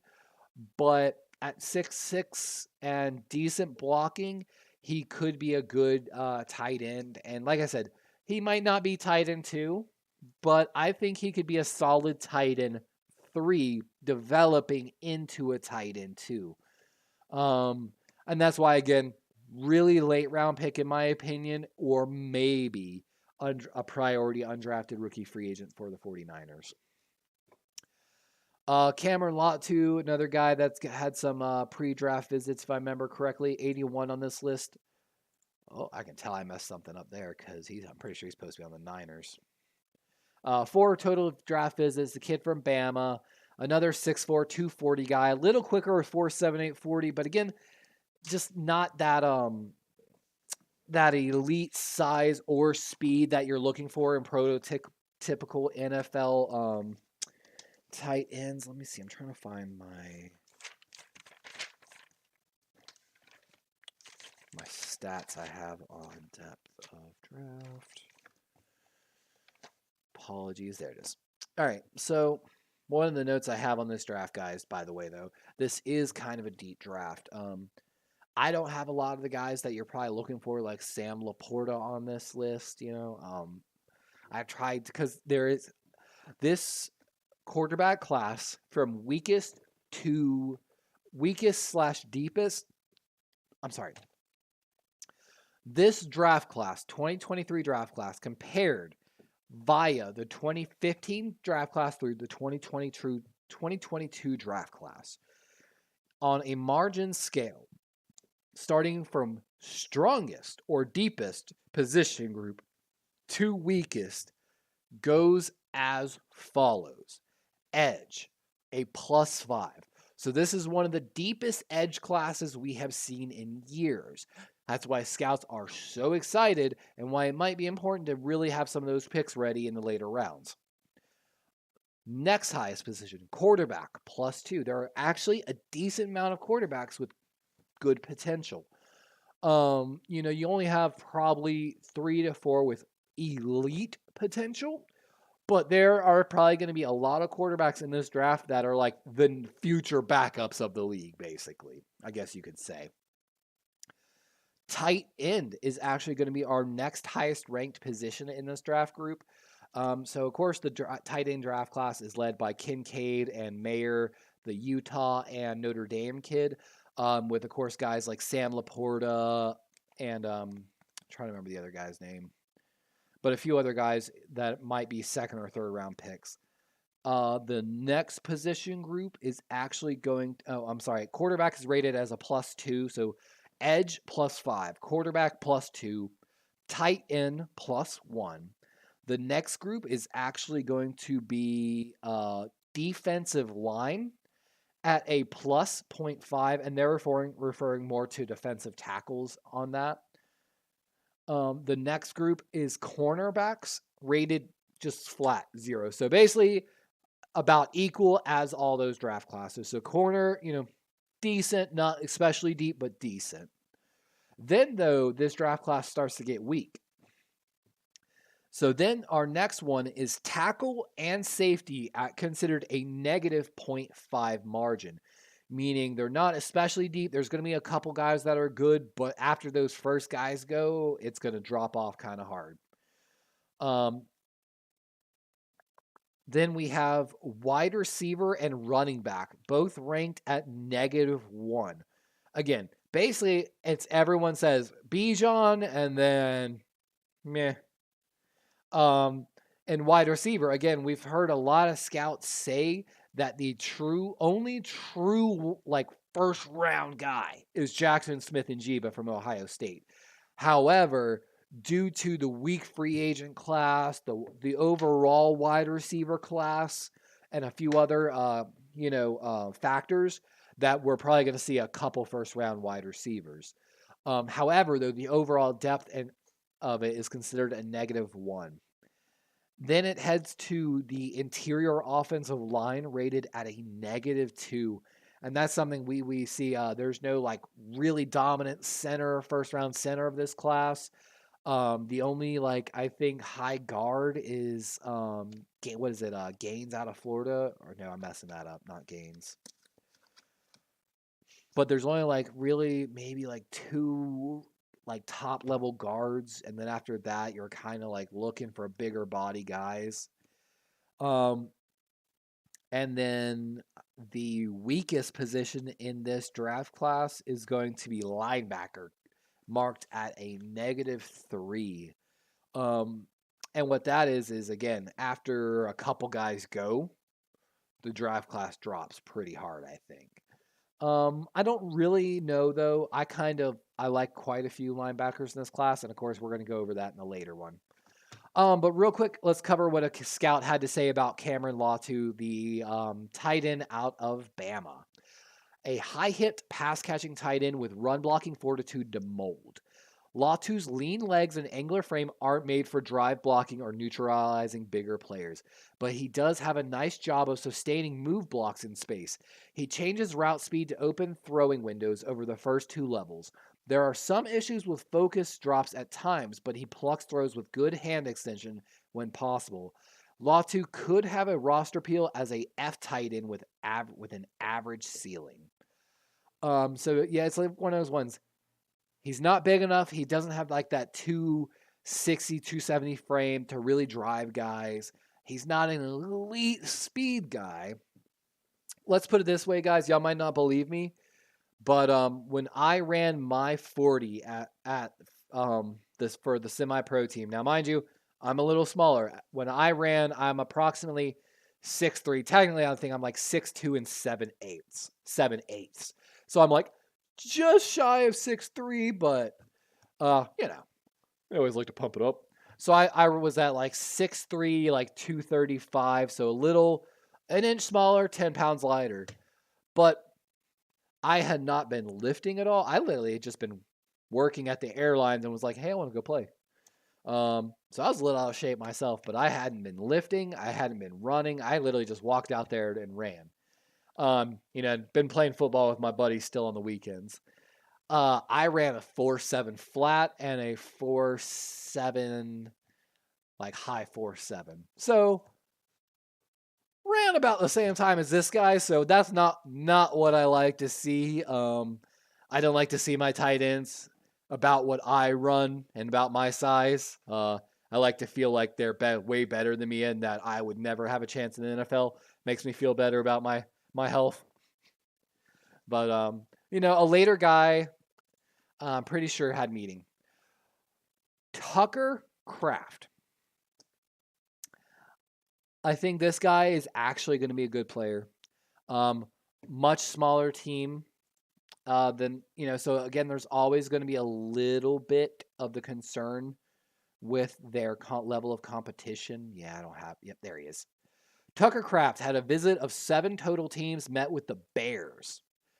And I could definitely see this guy being a Bear. I really could. He's one of my guys. I think he's definitely a sleeper pick. I don't think he'll get drafted that high, but I think this guy has some serious potential. Just like we were talking about Tyjae Spears earlier, this guy, and of course one of my other guys who I just kind of accidentally showed, is going to be my real sleeper picks for tight end this year. So Tucker Kraft, 6'5", 254, so about that prototypical size, ran a 4.69 40, so sub 4.7. So kind of like we were talking with the running backs, how I kind of want them like 4.5, no higher than 4.6. Ideally, I don't want my tight ends running any higher than a 4.8. If they can run sub 4.7, that's really where I'd like it. But he, of course, again, maybe I just like strong guys. Maybe I just like strong guys and weight room guys. But at the combine, had 23 reps at the bench press. That led all tight ends at the combine. So again, kind of showing that he might have some weight room. Combination tight end with projectable skill set to pass catching and run blocking duties at the next level. Currently, he's more effective blocker in space than in line, which I'm cool with that. We see a lot of tight ends pushed out and basically we see a lot of tight ends offenses being more tight end centric. Look at the Kansas City Chiefs after they traded Tyreek Hill. Where my tight end can try to get a mismatch on the outside, maybe get a fade route, back shoulder throw, if he's not in the red zone. Or, again, if we are bunching him out there with some wide receivers and I throw a quick screen because the coverage dictates it, if I run a stack formation on the outside and for some reason the defense doesn't like shade over and the cornerback's playing a cover 3, so he's thinking he's going to run trail technique and he's already like almost 7 yards off line of scrimmage and the linebacker's still too close to like the tackle side basically, and you got space. Oh yeah, throw audible screen, throw that stack screen all day. Like I want my quarterback to have the awareness to always look at the coverage, and if the coverage allows it, throw the quick screen. So I like that he's a blocker in space. I think that's going to work to his advantage in the NFL. And again, they say that is correct. The inline blocking problem is correctable with better hand usage and proper angles of entry into base blocks. Kraft provides formational versatility that will be appealing for teams that make heavy use of 12 personnel or 2 tight ends. He has the body control and catch toughness to be more than the traditional Y tight end. Kraft has day 2 talent and should see the field early with a chance to become a tight end 1. So I think with guys like Laporta and I think Kincaid and Mayer might get pushed down deeper than people think they might, but because the edge class is so deep, and I just think people are going to be salivating at some of these edge players. But this guy, I'm telling you, I got a feeling about him. He's from South Dakota State. Might not have been coached up the best. Maybe coach can get on him. Now, this guy might go second or third round. Predicted, I think, day 3. But I think, again, we're seeing quite a few of these Old Dominion players coming out this year. So smaller level of competition. But, my God, does he have a chance? The measurables are there. The potential is there. Can he put it all together? And it's why for a day 3 pick, oh yeah, I'd absolutely take a shot just on the upside of this guy. I think the 49ers would be ecstatic with a guy like this. So this is a guy who went to the combine and made some money. He went from like unknown to day 3 pick, basically. So 6'7", 255. In love with the size already right there. Threw up a 4.55 40-yard dash, which was second at the combine. So has that potential to break away a little bit. Number 1 in the vertical and broad jump. Now at 6'7", 255, I think that's pretty good, actually. I think he's not like terribly small. And, you know, I like the explosiveness that I see there. And then he tied also for first in the bench at 23. So those right there, vert, broad, and bench, tell me that guy's in the weight room. That guy's in the weight room doing what he's supposed to do. And I love to see things like that. With Old Dominion, the tape can be a little hard to evaluate because the level of competition. But I love the scout actually had his take before the combine. Kuntz is expected to light up the combine, which he did. But he's not fluid on tape. He needs to keep filling out his extremely long frame as he plays for more like a big receiver than a tight end. Darren Waller. His hands are subpar, and he's not strong enough to outwork grabby coverage or win contested catches right now. A team could view him as a day 3 pick and stash him on the practice squad as he continues to develop. So like they say right there, he has a frame, and you can kind of see even in this picture. At 6'7", oh yeah, he could probably fill out a little more. I think when he gets into an NFL team and, he gets more with these dietitians and the team nutritionist, I think he could get a little bigger and stack maybe like 5 to 10 more pounds on that frame. And if he could get to 265 and keep that explosiveness, Kuntz could be a weapon.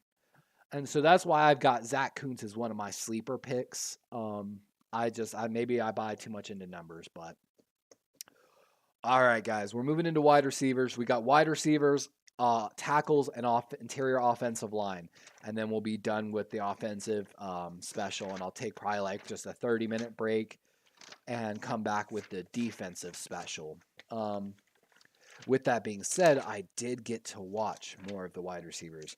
So looking at my combine notes, I have defensive tackles, defensive ends, edge drills, the hybrid drills, linebacker drills, and then we moved into get all the wide receivers, quarterbacks, more wide receivers, quarterbacks, and a little bit of O-line. And then when they were doing defensive backs, I started, but something happened that day and I had to stop my coverage. But I do have some notes on this on these wide receivers. And some of these wide receivers are actually on this list just like off weird hunch feelings. Just watching them, like there's going to be one guy doesn't have a lot of hype, could be potential undrafted rookie, could be potential day 3 pick.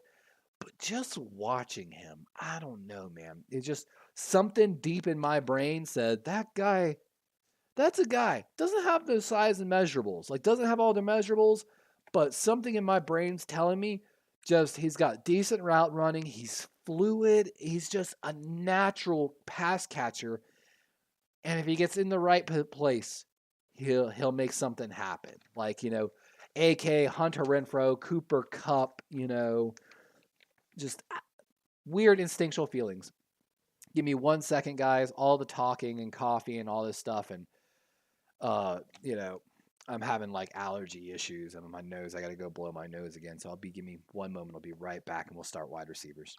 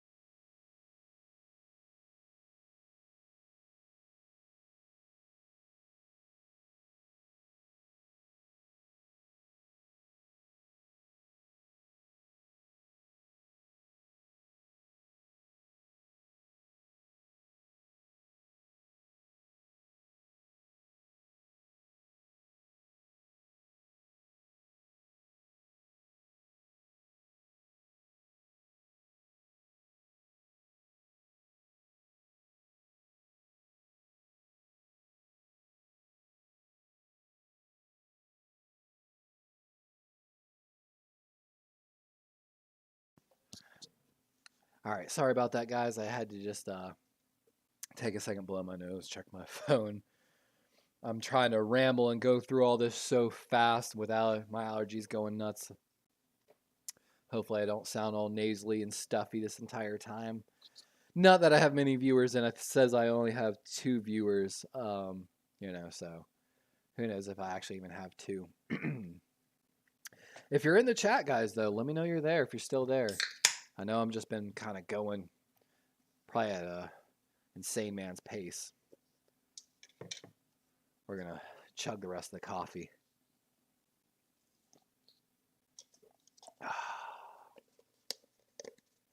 Delicious. Place it away from the PC. Oh my God.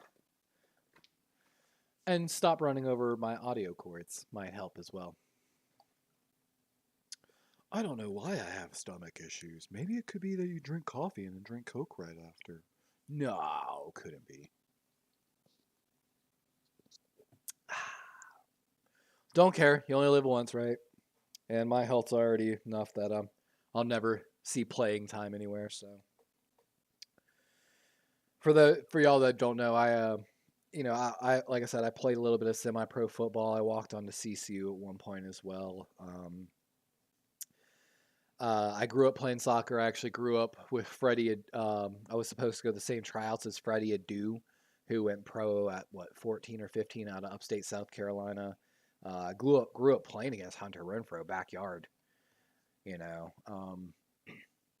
but I've always had a little bit of bad knee issues. It's what gave me strong legs when I was played soccer, but I was told when I was 17 years old I had no cartilage left and I would more than likely suffer a serious leg injury if I continued to do any type of athletics. And I have had quite a few knee problems, but my final injury came. I was out playing on Doug Shaw Stadium, and I just was coming on a crossing route. My quarterback put the ball behind me.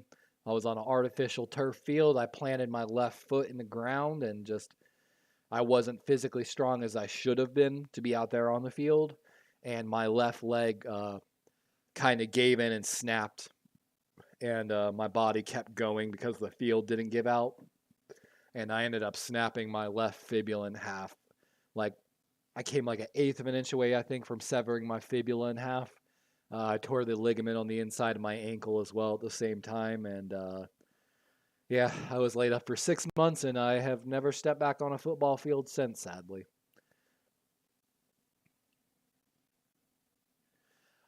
And thanks, Gunny, for letting me know you're still there. I appreciate you just lurking, man. It just... Even seeing 2 on that counter, man, keeps me going slightly. I'm going to slide off camera to partake in my medical cannabis. Sorry if people don't quite agree with that.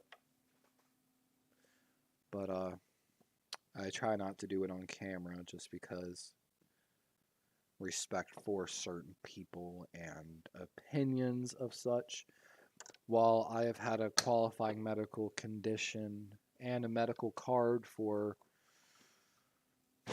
multiple years in multiple states, I like to consider that it's an opinion. And I don't know if you were ever here, Gunny. I was in someone's chat. I like to talk to people like this.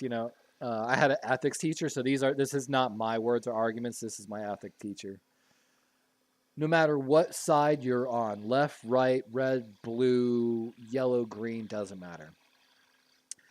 Whatever higher power you believe in, I'll just say God for this example. If there was a homeless man in front of you and God came down and said, press this button and I will help this man. I will get him back on his feet. I will, do right and, get him back to living a good life. No doubt, 98% of humanity presses that button. Doesn't matter who you are. So if the question's not about helping the person, why doesn't it happen?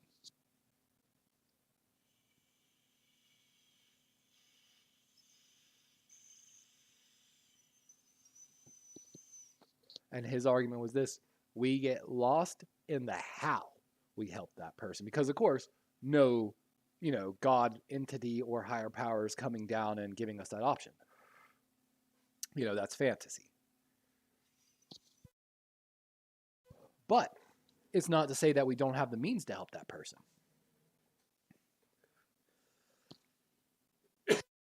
So, if the argument basically is supposed to teach you that if you can whittle away the differences, and because again, if we both agree on helping the person, 98% of people agree on helping that person. You could say 99 even. So if you can find that common ground, you can somehow build on it. And so I call that my common ground or middle ground argument, I guess.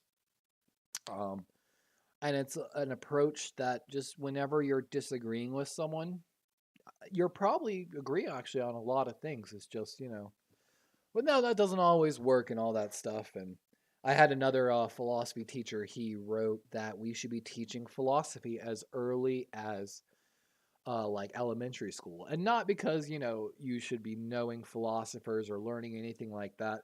He wrote a small paper on that. He argued that we have truly lost the ability to truly and rationally debate with one another, and how we have devolved into this polarizing forum of just each side shouting their side louder, and nothing ever gets done. I've had some wonderful teachers. I am I guess you could say blessed. I've had great educators. Not that I haven't had bad ones too, but I've had some really great educators and minds to pick in my lifetime, and I truly thank those men for giving their time to teach. All right, back to the list. Not to get too far off topic. We're heading to wide receivers, which is an area the Baltimore Ravens are going to be particularly interested in. This first guy on the list could potentially sneak into the second round. There's been a lot of talk about him. You're going to see a lot of these guys that are a little smaller getting a lot of hype. Steve Smith loves to hype these small guys up. I'm not saying a small guy can't be a good wide receiver. We talked about this on another channel. I used to watch Antonio Brown's tape on route running. My first tape watching actual route running, believe it or not, was Chad Ochocinco and the Bengals. Even though I had a slight hate for the man, I had a slight respect for the man too. And he used to be known for his route running. 3-step turns, gone, gone. And I used to watch his tape and watch how he would teach other young wide receivers about route running and how you should be able to just on a dime, 3 steps gone. You've already made basically like a 90-degree turn, So Nathaniel Tank Dell was someone that we watched a little bit. I think he was day one receivers. Yes, day one receivers. On actually the very first drill, he had really good burst, and then he dropped it. Came back with a decent catch, and then 3 good catches I have marked. Had one I missed one of his I think runs in the gauntlet. But his his first run was good. I'm sorry. His second run was average. Looked good in the flip. And then everything else kind of got harder because I was also grading quarterbacks and wide receivers. So I basically tried to do a few 3 drills wide receivers, and then I started moving to the quarterbacks, focusing more on their throws than the wide receivers.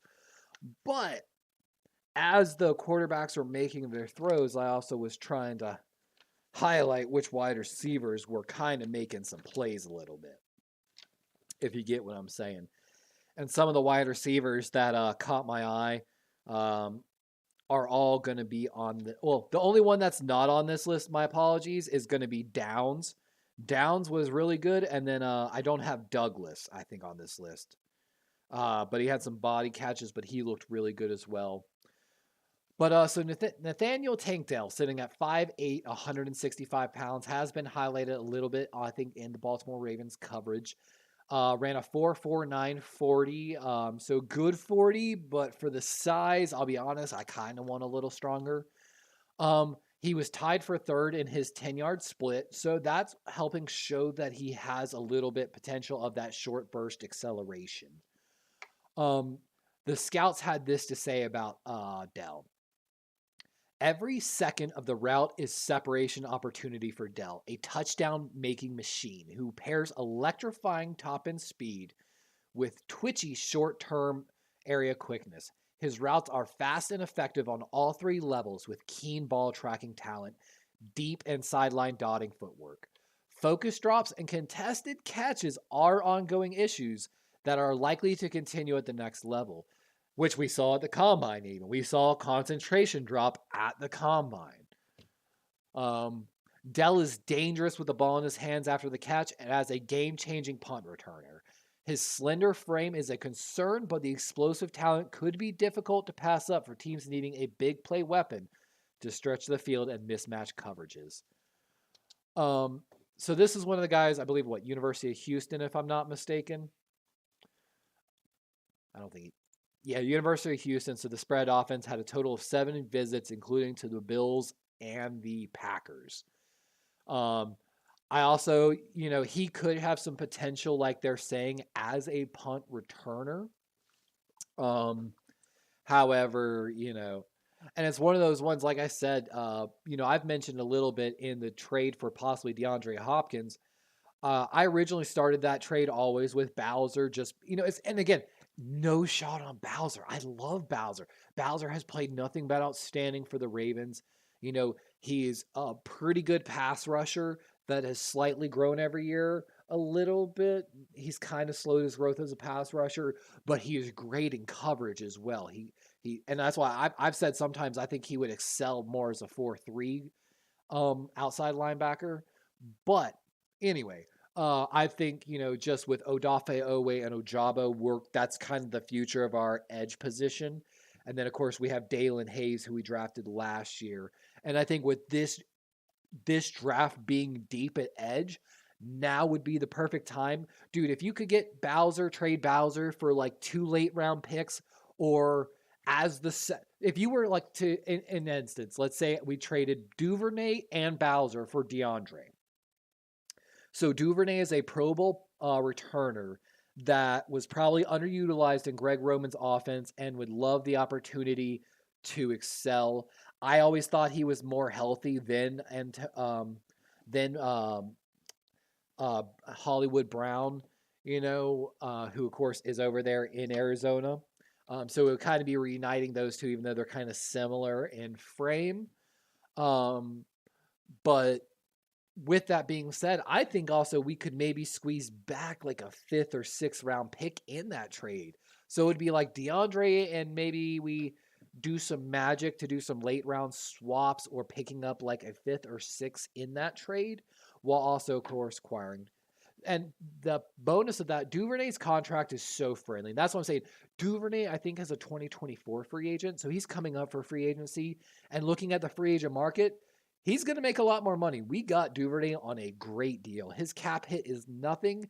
And doing anything with his is actually cap-wise doesn't make a lot of sense.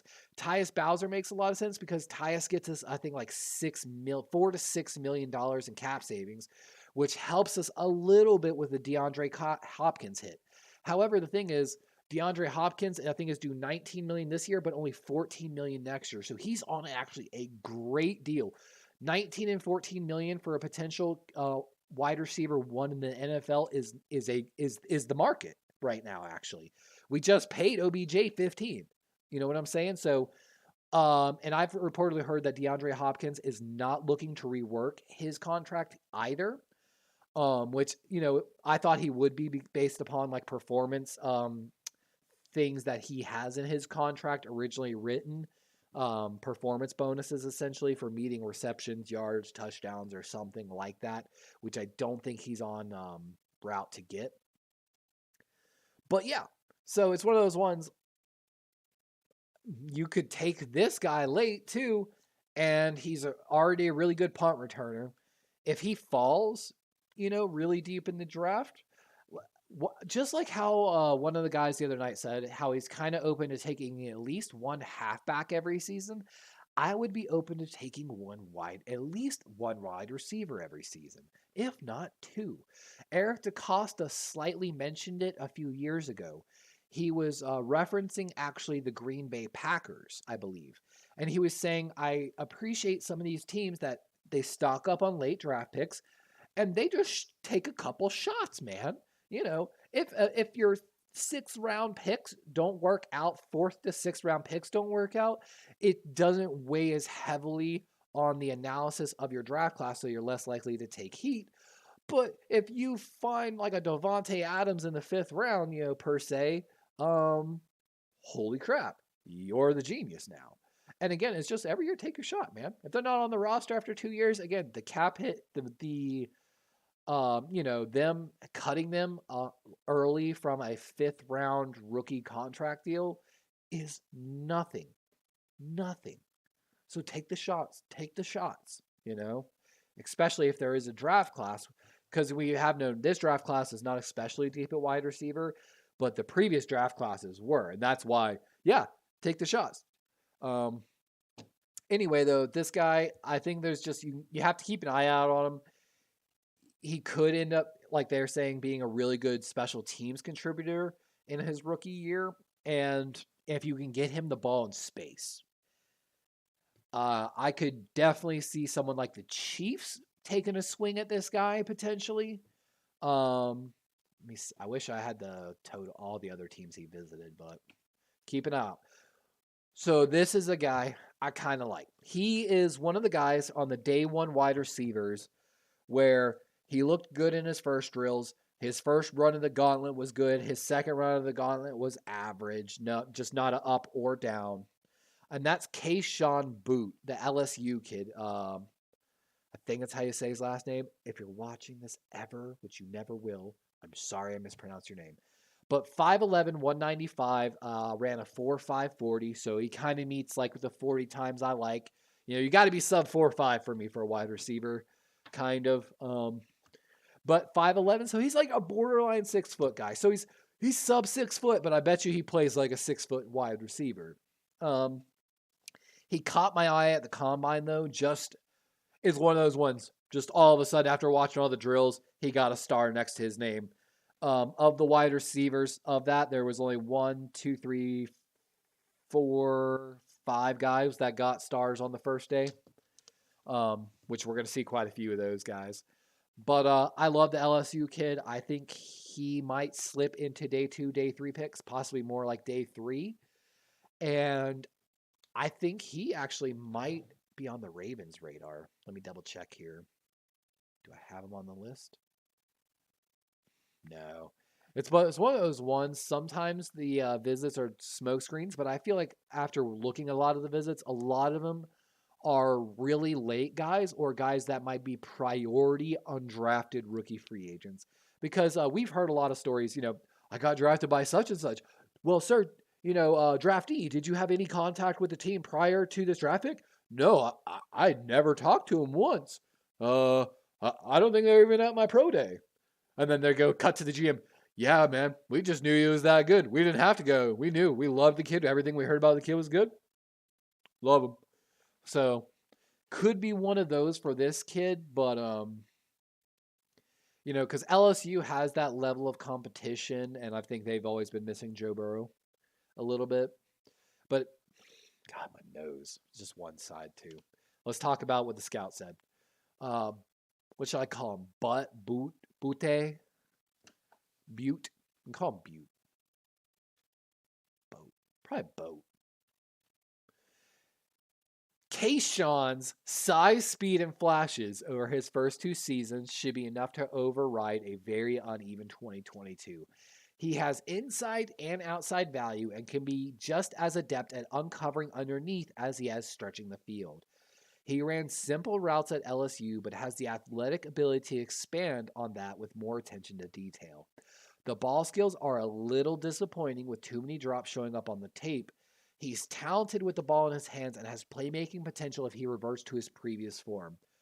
Kayshon could work his way into an eventual wide receiver 2/3 role, barring any future issues with his right ankle. So we got to watch a little bit. I guess he had ankle issues in this 2022 season. Um, but I don't know. It's just one of those ones. I liked his size speed combo and just something about watching him run and catch at the combine. It just looked natural and just where he was catching the ball. I don't know how to explain it. Like it's an intuition of a gut feeling, I guess I could say. And just depending on where he goes, I think he could be a guy to keep an eye on. So Tyler Scott. This is a guy just, again, kind of caught the eye. He looked really like he's one of the few guys, like he is actually the only guy day 2 in the gauntlet, mind you. Just in the, or in the, no, I'm sorry, there are 2. There's 2 people. He's only one of 2 people on day 2 in the gauntlet that got basically like a double plus grade on just, again, watching him catching, how he caught the ball and the catches he made and just his fluidity. Maybe it's just me. I don't know. But 5'10", 177 pounds, 4.4440. He tied for 5th in the vert and 4th in the broad jump. And there have been some people that compare him to T.Y. Hilton. I don't know if I really buy that comparison, to be honest with you. But like I said, he just looked, again, natural catching the ball. A little bit of a smaller guy. But, you know, we're going to see that a lot in this draft class. God, I want to think about going and blow my nose again, but I'm really not trying to keep leaving. While the comparison to T.Y. Hilton might raise eyebrows, like we said, Scott is a similar player in body type, speed, and versatility.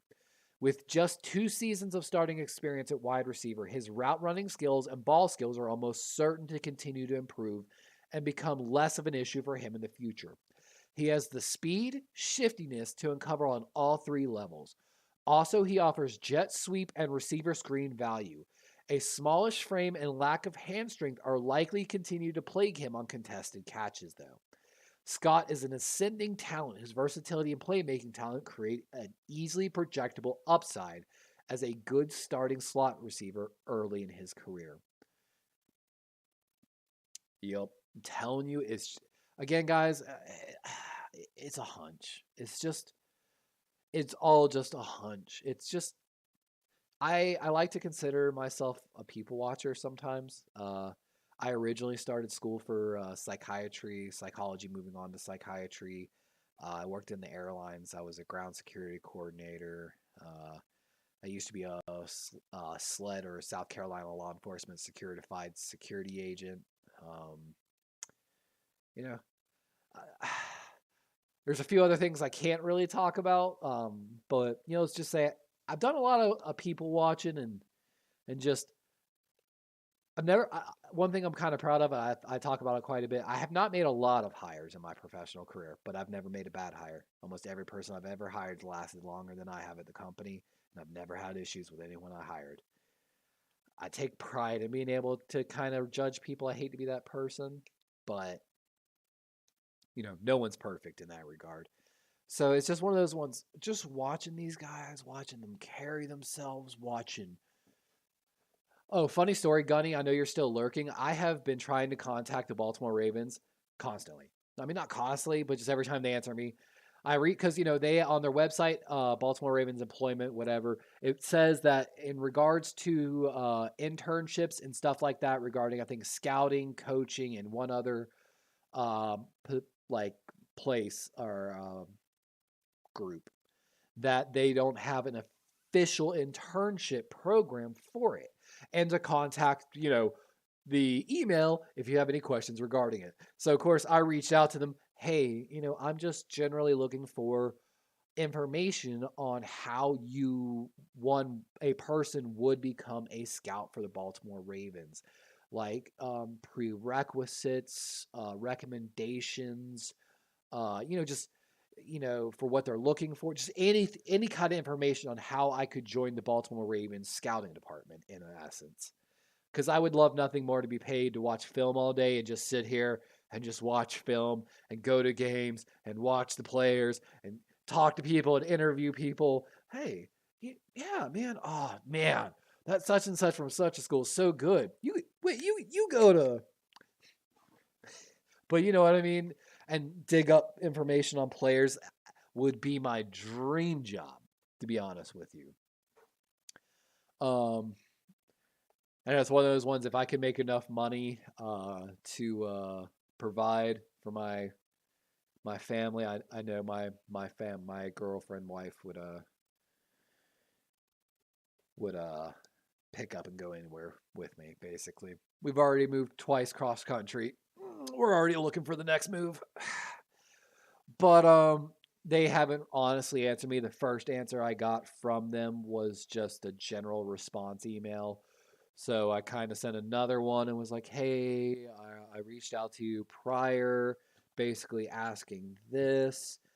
You responded, didn't really answer my question. You just referred me to the page, which the page says this. So here I am again.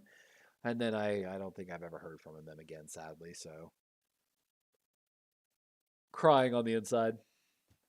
No, they gave me absolutely nothing so far. I've heard nothing from them.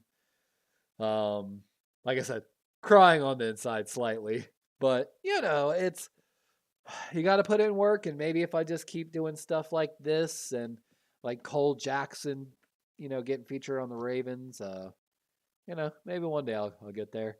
Maybe one day they'll be like, all right, delete your YouTube. Here's your NDA. And I'll be like, yeah! And I will happily delete everything I have on every social media platform to go work for the Baltimore Ravens. All right, we got to talk about the Combine star. He lit up the Combine, kind of. At least I thought he did. Marvin Mims Jr., the Sooner boy. 5'11", 183, so he's got good size. Even though he's sub 6 foot, got good weight. Ran a 4.38 40-yard dash, fourth among the wide receivers. He was tied for fourth in vertical. And one thing interesting, he was fourth on the 3-cone drill. I think that wasn't all time. Some of these guys, there was a few guys that hit not only the top of theirs, but they were on like the all-time performing list, which I think, of course, you can look at the all-time performing list and instantly be like, oh yeah, half those guys didn't work out, but half those guys did. And I thought about that. It's something I was Gunny. I was trying to actually do a PFF live mock draft with like 27 other small content creators from other teams, basically. And while I was doing my research for that, I was trying to also find more Baltimore Raven content creators just because I feel like I'm lacking in that department. And that's actually how I came across Coach. And because, of course, I had Ingram already. Ingrave, I don't know how you say his name technically, and I'm sorry. Might drop in one day, and I'm sorry. Just like I call it Grossy, but Coach might, and it's one of those ones. I think probably where I do need to start is actually getting more actual coaching experience under my belt. Probably would really help with that. I've been looking into possibly like doing coaching in the area here. Oh, fun story, Gunny. One of the Syracuse safeties that's going to be drafted this year is actually from a local Florida high school that's like 10 minutes up the road from me. So I'm hoping maybe next year we can do some pre-draft like Run Rich Run 40 event for St. Jude's charity. Maybe he'll come back to his hometown and we'll also do a fundraiser maybe for his school before the draft. Shoot my shot. Why not? Can't hurt, right?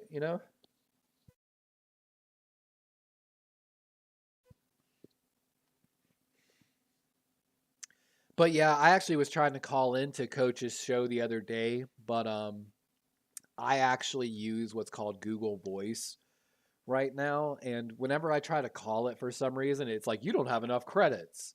And I'm like, I don't know what that means. And I've tried like calling a few times, but so it's one of those ones I've tried to call into Coach's show, but my thing won't let me for some reason. I will have to ask Coach Evans, though. I will, next time I catch him live, I'm going to drop in. Maybe he'll do something. I'd love to go on Coach Evans, though, just chill with him sometime. Like I said, I loved his show. I've just recently found it, but I've been tuning in more, and I really do like it. Yeah, Mims is I think on quite a few people's radars. Let me see if I have.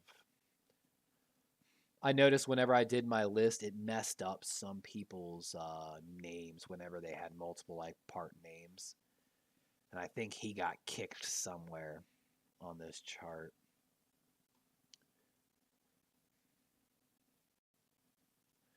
Because I know he's met quite a few teams. But yeah, Mims, I think, is going to be one of the earlier wide receivers out of all these guys taken. His tape, I don't know. It's like you said, you like the kid. I like the kid. Ingraven.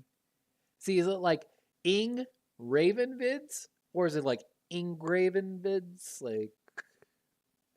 But Mims is a long striding wideout who will primarily line up inside, but has the potential to be moved outside to mismatch speed deficient coverage. He ran a limited route tree at Oklahoma, but he has the athletic qualities to expand on it at the next level. He's athletic in space and dangerous with the ball in his hands, but he's likely to see the 50-50 throws tilt in the other direction. He can work on all three levels of the field and has an above average punt returner.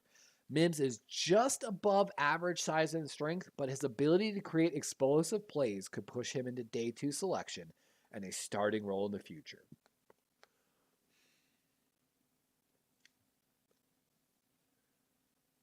Okay, he's only like 14. And I think I tuned in on episode 13, and then I tuned in a little bit on episode 14 as well for Coach. Like I said, I'm excited just to learn more about. It was one of the ones I so I know no one's ever going to watch this, but we're going to give another shout out here. So Coach Sip2 Tally Films on YouTube is actually I think doing, I don't know if it's a fundraiser what he's doing, but he's selling tickets for like an event like where you can get food and do like an in-person meet and greet, and just like, it sounds super fun. It's in Maryland. I wish I was there or I'd go. But if you're in Maryland, definitely check it out. Not that I think Gunny's my only Ravens guy and no one listens to my podcast. So this is a guy, I'm telling you,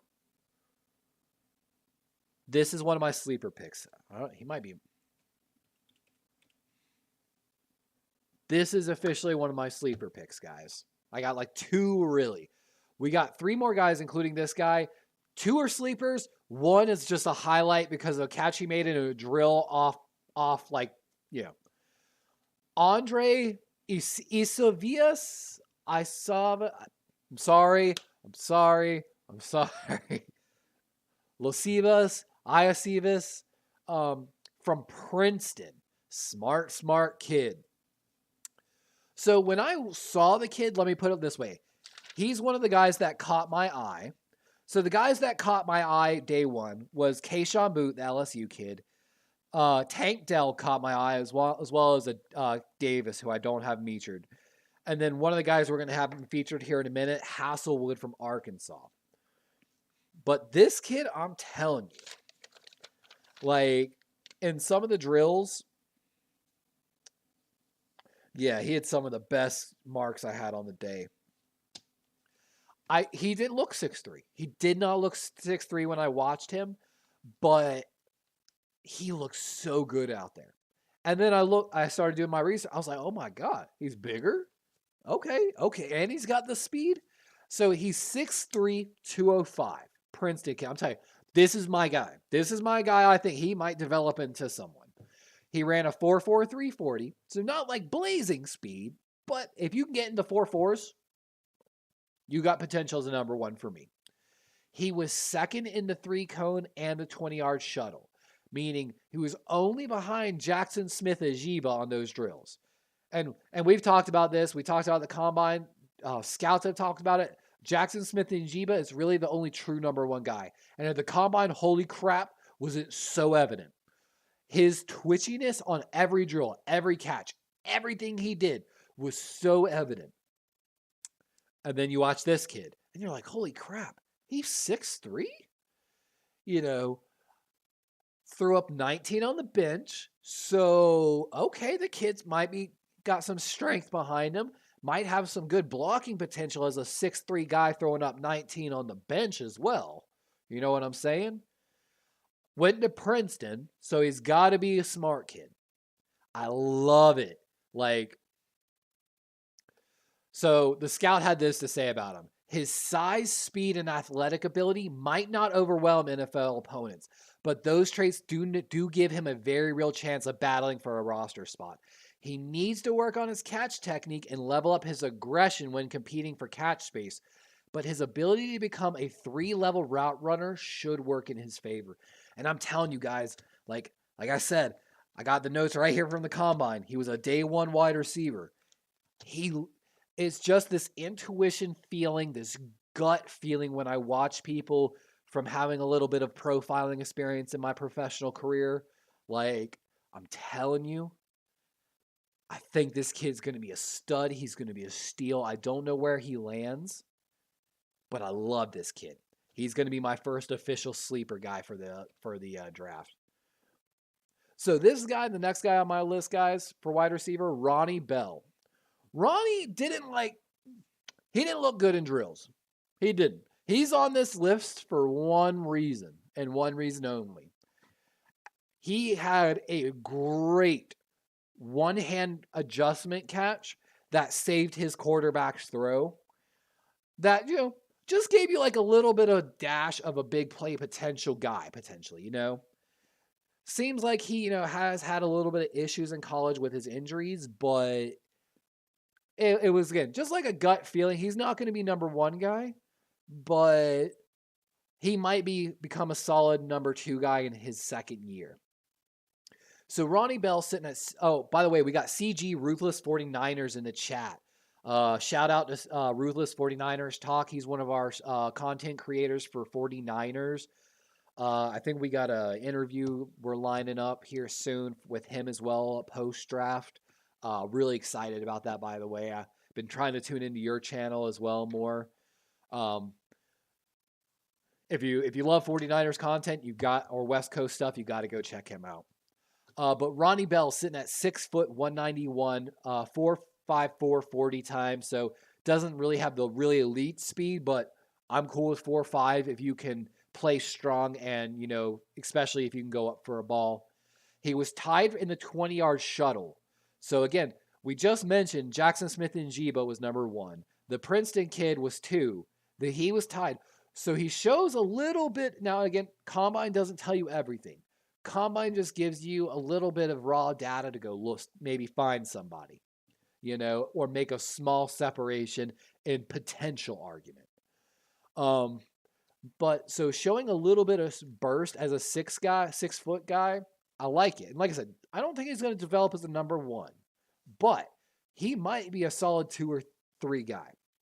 So then the scouts had this to say: a true Michigan man, displaying competitive spirit and work ethic expected inside the program.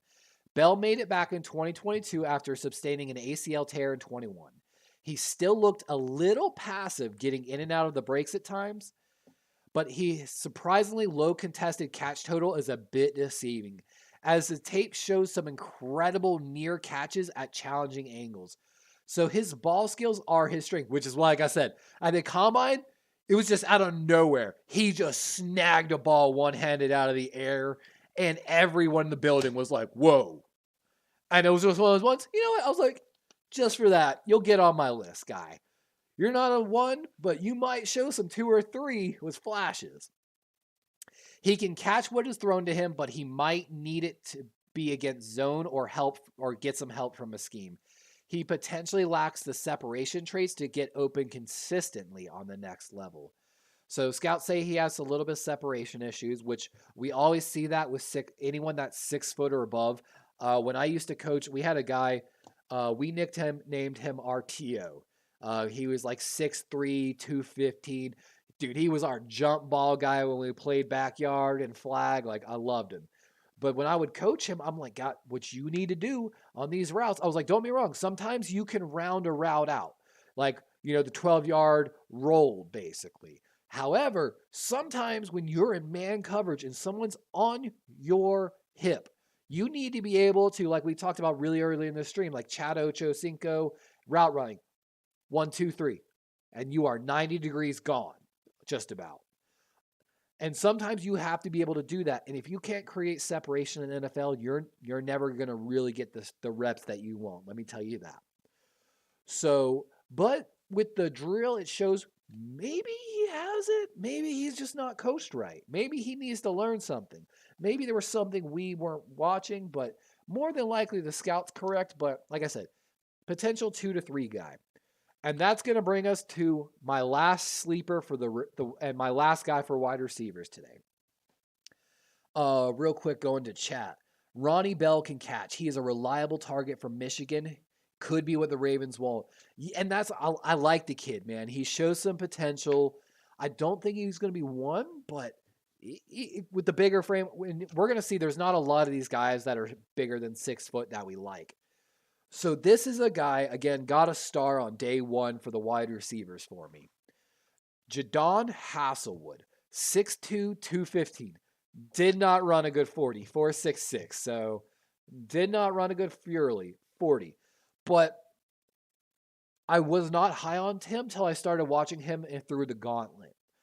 And this was by far the most natural guy I watched, I felt like. Again, this is a purely gut feeling guy. The scout says right there, he might maybe a wide receiver 5 or 6. I can understand it. When I watched him catching, I wish he could be smaller and play in the slot. I wish he was smaller and played in the slot, but he's not. It's like, I guess if you wanted a bigger guy that played in the slot to make some contested, but he just looks so natural catching the ball that I had to put him on this list. So here's what the scout has to say about him. A big possession target, of course, because he's 6'2", 215, requiring work from the slot to create catch opportunities. Wow, look at that. He already plays in the slot. Hasselwood has good size and the strength to make contested catches underneath, but he lacks the speed or separation burst to uncover and stays open against NFL man coverage. His testing could make a difference for him, which it did not. The testing did not go well for him, guys. But lacks special teams experience, which could hurt his cause to be a wide receiver 5 or 6. One of those guys plays in the slot, and he's bigger, but doesn't really separate. Didn't test well. He might not make it. It just doesn't make sense, but I'm telling you, he's one of those ones. He looked so natural. In the first drills, he looked so good. In the gauntlet, he looked good. Like, the other drills, sadly, because NFL Plus coverage sucks, I did not get to see actually some of his other drills. But with that, we are moving to our tackles. Ooh. I'm so excited, guys. More for the defensive coverage. We're almost at the end of the offense. We have tackles and interior offensive line, and we're done with the offensive draft special. So we got our North Dakota kid here, Cody Mock. A lot of people probably have heard of him. Actually, I meant to cross-reference here. Go to our spreadsheet here.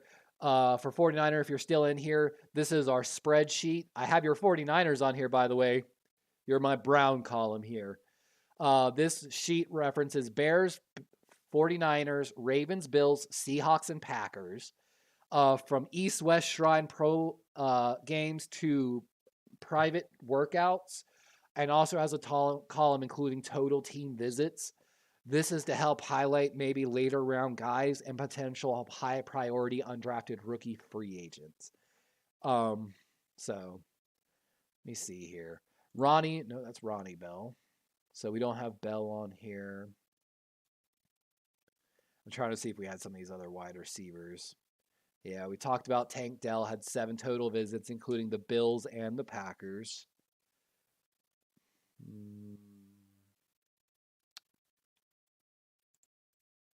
Here's a guy that's wrong one.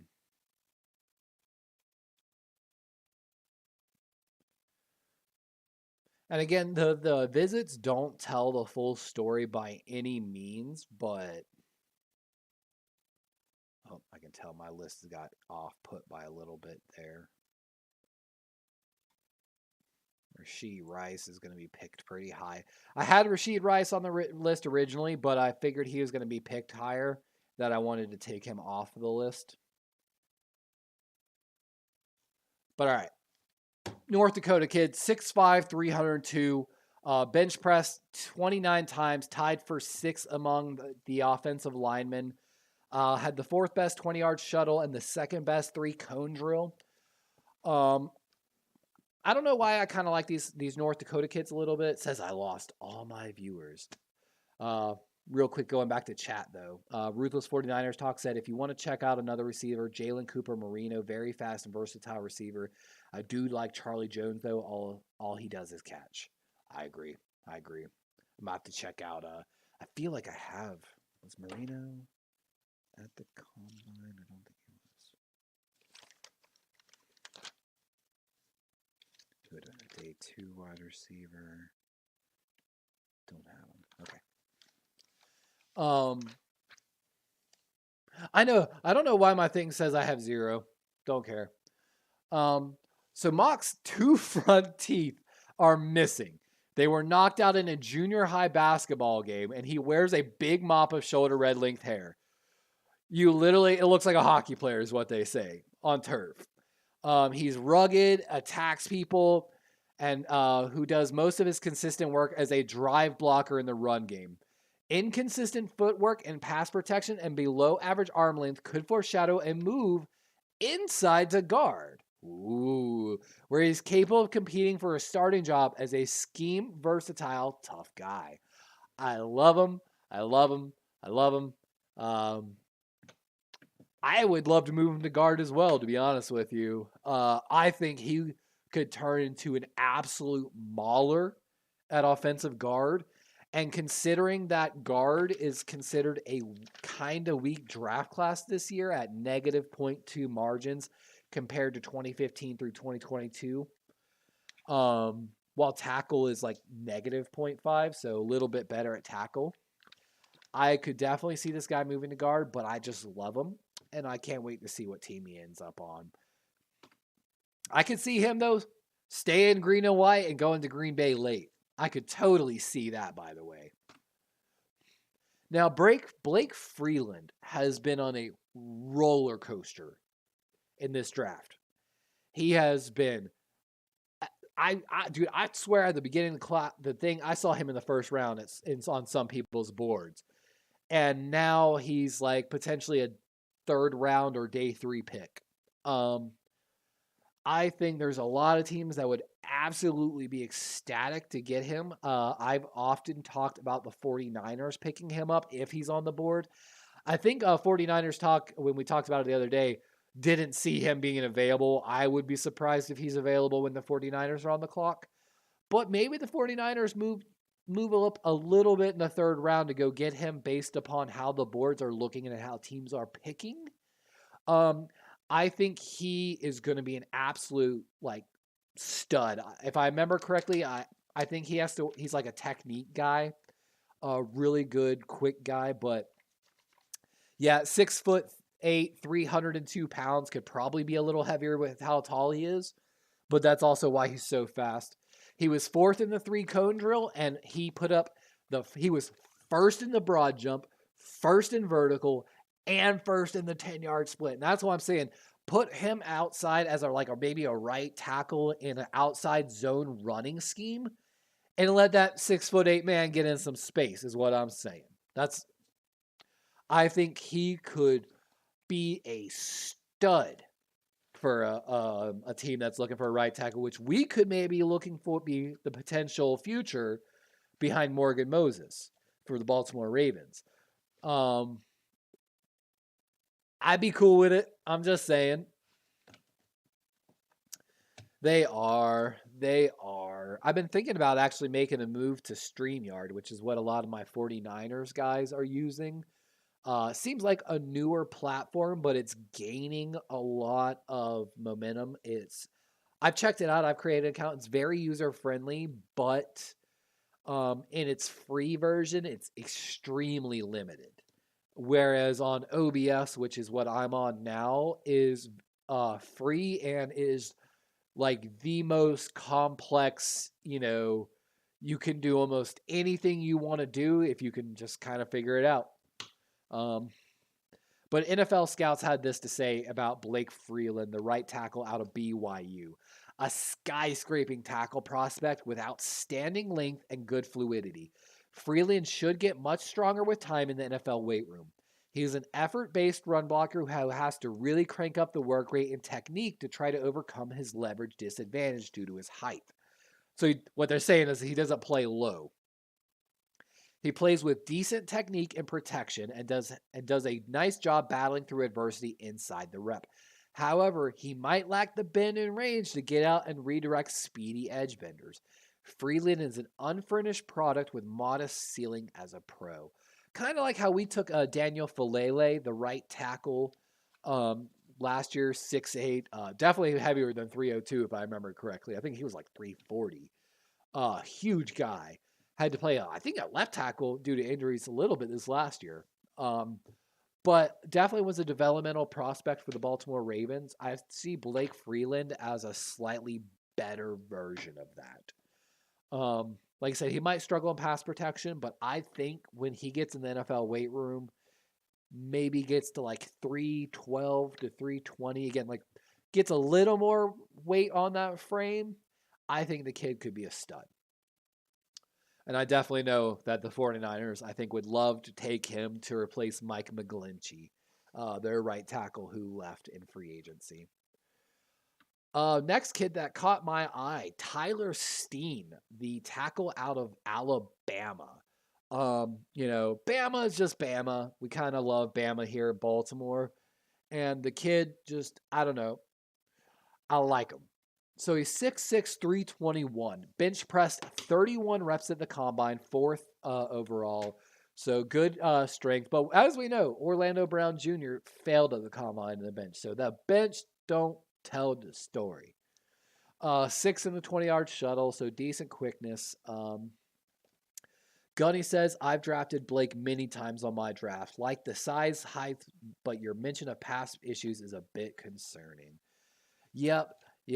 I wouldn't mind trying to groom him for right tackle, but for the Ravens, we kind of took Falele for that a little bit. And because Falele's 6'8", he's never going to play guard. So it's one of those ones, and he's a little, I feel like, too big maybe to play left tackle. He did show a little bit of promise at left tackle, but, that's... So I feel like we already have our developmental prospect at right tackle. Freeland could maybe be a left tackle, but you'd have to really be comfortable doing some film study and trying to be like, can I fix this technique? If I put 10 pounds on this kid in the weight room, is it going to fix some of these issues, where people are getting under, even if they get underneath him, how easy it is to get him back? Because I can already tell by the scout, what they're saying is, when he comes across, he's popping up too much, getting his body high, giving the leverage to a smaller defender to get up under his chest where his arms can't really help him as much, because instead of going straight out, he's going at an angle. Angles are always going to be whatever. So, he's got to play probably with better bend would be my guess. Oh my God, my nose is running. I will be right back. I can't go any longer.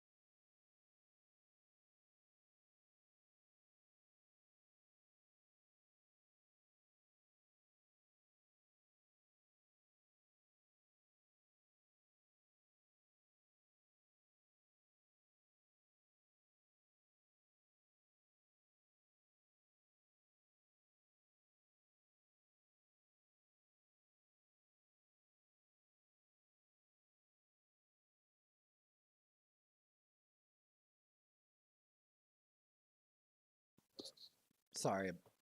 Sorry about that, everybody. I've got some tissues here beside me now, so hopefully I won't have to leave again. Just mute myself. I like the kid, though. So Steen began his career as a defensive tackle at Vanderbilt and ended as a starting left tackle at Alabama. He's a vertical pass setter who plays with good awareness to twist to blitzes. Steen uses length and hand resets to extend his mirroring. He would benefit from better pass catch and clamp hands to limit secondary rush opportunities. He plays with hustle off the snaps to find backside positioning off of zone blocks, but he needs to eliminate his forward lead in space to improve timing and adjustments at the second level. Steen has good size and average athleticism and is still fine-tuning his technique.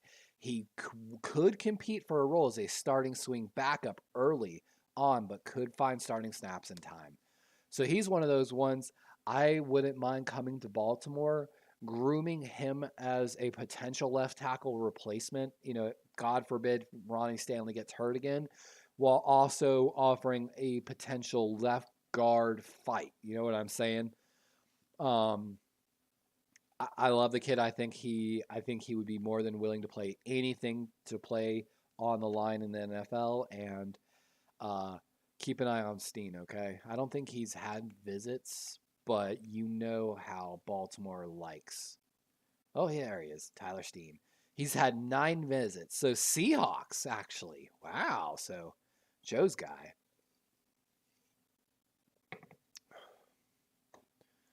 Actually, I'm sorry, let me go back and double check here. So we have Cody Mock. Want to see if I have these guys. Mock. So Cody Mock's had 4 visits, including to the Packers. Called it.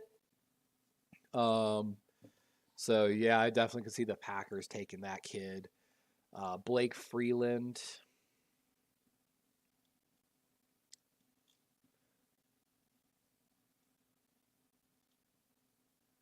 I don't think he's on my list, but I know a lot of teams like him, so yeah. All right, another Old Dominion kid. I think maybe I've got a soft spot for Old Dominion kids. Maybe. So, this kid, let me pull up my notes here. O-line. Yeah, so Steen looked pretty good on the limited wave drills that I watched with him. It's really sad about the Voorhees injury.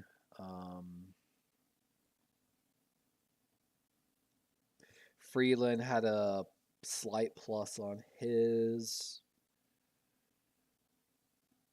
Saldiveri looked good in drills to me, and that's another reason why he's on this list. It's just something about watching him in the drills caught my eye. So Saldiveri is going to be one of, I guess, my sleeper picks for tackle. And it was just one of those ones, again, watching him a little bit, something said, hey, this guy's going to be later in the draft, and he might have potential. 6'6", 318. Put up 24 on the bench press. He was 8th in vertical, 6th in broad, 8th in 20-yard shuttle. So nothing like jumping off the board at the combine. He was a 3-year starter with good overall size, length, and potential to play multiple spots along the line. Saldiveri is naturally athletic and should fit best as a zone blocker or a pulling guard who can get into space and find work. Hand skill and placement are consistent issues on tape and could prevent him from neutralizing NFL opposition at a functional level. If he proves he can snap the ball and make a move to center, that should improve his draft stock and give him a better chance at a pro.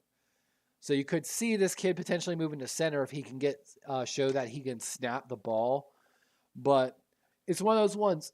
I'm a big believer that if you have a player that's willing to listen to you, your ability to coach that player up says a lot about them. So, I expect NFL coaches, they are the cream of the crop. There should be almost nobody that they can't coach up.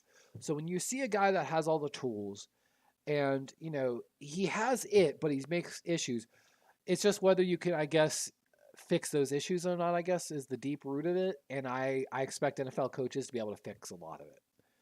It's just why it's consistent is a true mental thing, which of course is harder to change, or is it, just maybe he truly didn't know. He is a much smaller school prospect. And so that's why I think just with right coaching, I think Nick Saldiveri could really turn into something. We've got our last tackle here on the list. I think I've heard possibly him being moved to guard as well, which I think we're going to see a lot out of these guys, but I like the versatility of it. So this pick, Braden Daniels, tackle out of Utah, 6'4", 294, so a little smaller than what we like. Second in the 10-yard split, which what I would hope so, only being 294. 6 in 3 cones, 7th in 20-yard shuttle, so a little disappointing in those drills. Braden Daniels is an athletic offensive lineman offering room for development at guard or tackle. He is an impactful down blocker with quickness to handle zone blocking duties. Again, I would hope so at that small. Firing out and sustaining drive blocks, however, will require much better patience and footwork to keep him from whiffing or falling off blocks. And again, he's probably, because he is smaller, he's playing too quick. Which, of course, if you play really quick and the defense guy's quick as well, you just gonna look stupid.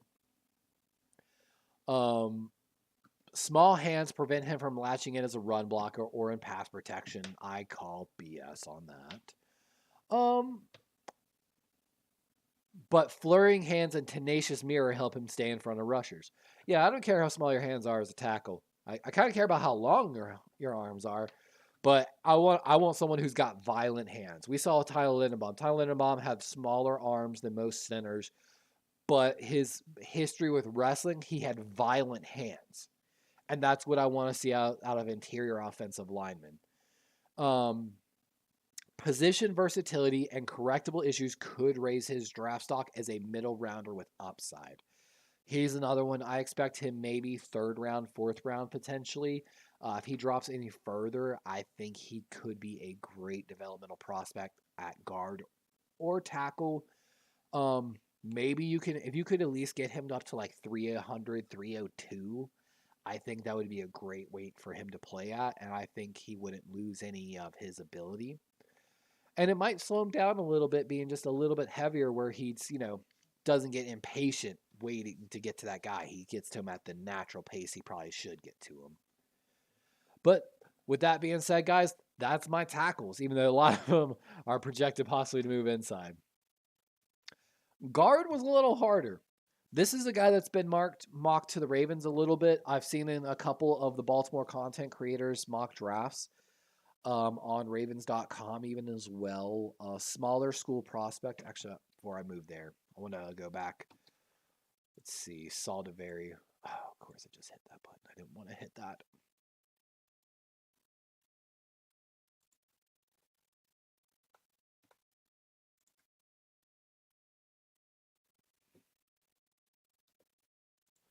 Let's see, Saldiveri has 6 visits, including the Seahawks, and then Braden Daniels 10 visits, including the 49ers and, or I'm sorry, the last one was Packers and the Seahawks.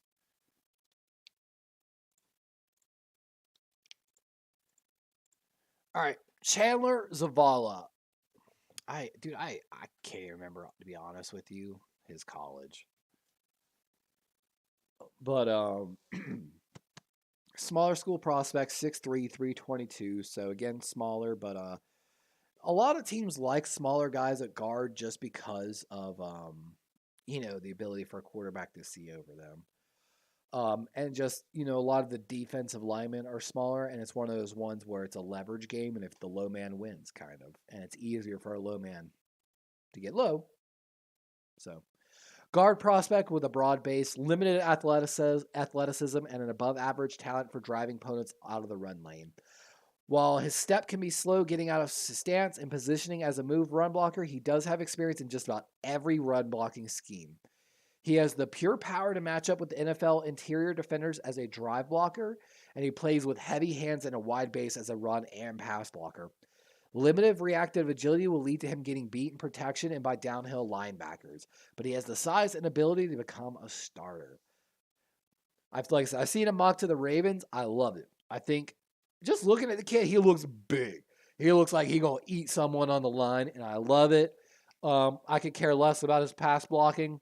I want to see him drive someone, and it says right there he drives well.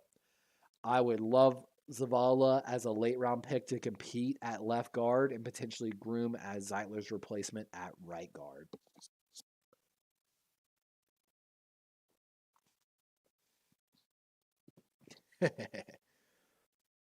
From Zeitler to Zavala. Yeah, all we need is someone with X now. So we'll have Yanda, Zeitler, Zavala. We need someone with X, XYZ.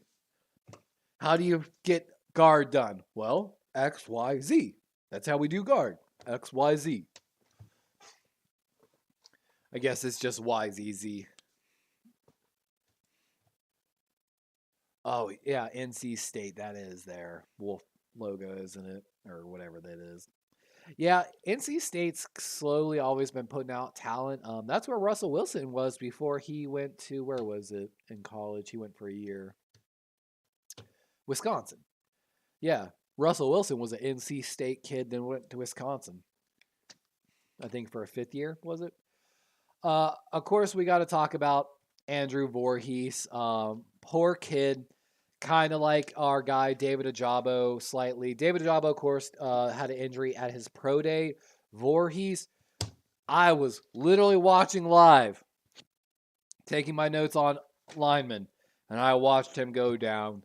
I thought he was going to challenge for the number 1 guard spot with the Florida kid, who I'm not going to have on the list because he's going too high. But with that being said, the potential for him to come back next year, I could see him as a 2nd or 3rd round pick still. So 6'6" kid, 310. He led the class at the combine with 38 reps at the bench press. Could be a great starter next year. He's a guard prospect with 5 years of starting experience that shows itself with consistency and football IQ. Voorhees is a technically sound run blocker with repeatable process. His range laterally and to the second level will be a little limited, but he's an even-paced drive blocker using excellent positioning, leveraged hands, and churning legs. His needs to get quicker with inside hands and pass protection at guard against trying to protect his edges with hands rather than a foot slide. The injury of the combine sucks and will cause his draft stock, of course, to fall. I'm telling you, and like, this isn't a sleeper pick because, again, I think he was competing for the number 1 interior offensive lineman spot prior to his injury. It's sad. It's going to make his draft stock slide a little bit. But, dude, if you've got an extra pick in like the 4th, maybe if he's still there, steal. Absolute steal, and I definitely expect it to happen. Juice Shrugs is actually someone I'm going to real quick drop over to our spreadsheet. Juice Shrugs has been very popular with teams. He's had a total of 13 visits. He's visited the Bears, Niners, Bills, and Packers at minimum.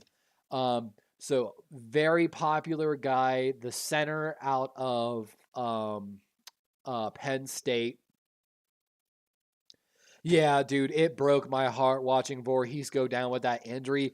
Like, watching him in the drills, and it was one of those ones, again, heartbreaking. Watching the combine drills, you could see some guys just doing their thing naturally. And then there were some guys that were trying to go so fast that they were getting themselves over their base, over their feet, which is where you could get injured. And they'll teach you even that when you're wide receiver running routes. Don't get over if you try to go like over past your feet and play out of your base, that's how you end up taking a LCL or like an ACL, basically. But so commentators were kind of commentating. You can see he's kind of, just getting ahead of himself, just trying to look good in this drill. And Voorhees was looking good. And then it looked like he was trying to, speed himself up. And it was after that, all the offensive linemen slowed down a little bit in these drills. I think the scout or whoever was running the drill, the coach came over and even told those guys, "Hey, this is a drill. These guys, scouts are going to watch your tape. While this helps us, do this naturally. Do what comes natural to you here." And I like that, they slowed them down and talked to them about this. Scruggs, though, I think the name's hilarious. I would love him to come to Baltimore just because, the name. Because, we used to have Kyle Juszczyk, the Juice, and, of course, Terrell Suggs. I think it's funny, wildly popular, 6'3", 301.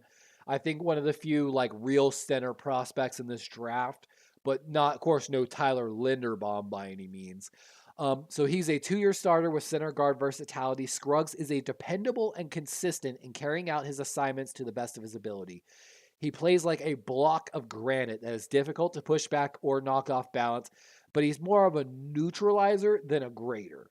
He plays with solid technique and possesses the strength to hold his own in the middle. The lack of foot quickness shows up with athletic defenders leaking around his edges, at that issue could be exacerbated if teams play him at guard. He has the potential to go from a backup to eventual starter if the situation is right. I agree. I like the kid. I think he's going to be a starter somewhere this year. I think a team that's desperate for center is going to find this kid. I think he might rise up early day 2 pick at the end of the 3rd round, potentially, just based off need from some teams. But I don't see him going later than 4th. He could be later, but I like the kid, and I think he's going to be a starter in the league eventually. And I hope someone uses this video against me in the future when all these guys suck and they're out of the league. And they'll be like, this is why the Ravens don't want this guy. But also, I'm not getting paid right now, so mind you that. Oh. All right, we got another kid, had a slight good grade on him at the combine. Drills Anthony Bradford, the guard out of LSU. Let's double check the visits here. Bradford, 12 total visits, so really popular kid. Had a visit with the Seahawks, so Seahawks could be looking at him for my boy Joe Stevens. 6'4", 332, so real big guy. He was tied for 5th in the 10-yard split, so decent ability, like to accelerate. 34 on the bench, so 2nd. So again, showed a little bit of strength, but I don't know, maybe I just like the LSU scheme. But scouts have a little bit of problems with him, as you're about to see, with like scheme.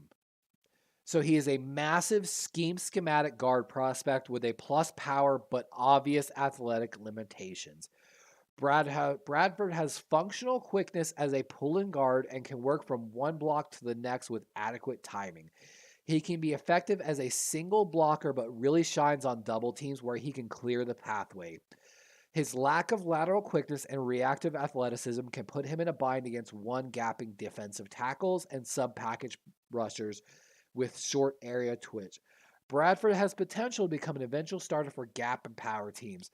And that's why I liked him, because when you're watching him in the drills, you could see he's 330. He's a bigger guy. He's got a little bit of that gut. But for a big man, he moved with a good base. He wasn't moving quickly. He wasn't trying to do anything. He looked solid. And he looked like someone, like they said, who can just clear the way if he needs to. And I'm a little bit of a fan of a power run scheme more than a zone run scheme. Of course, you have to be able to execute both, in my opinion, to be successful and to truly have like a Super Bowl caliber running game, basically. Apologies.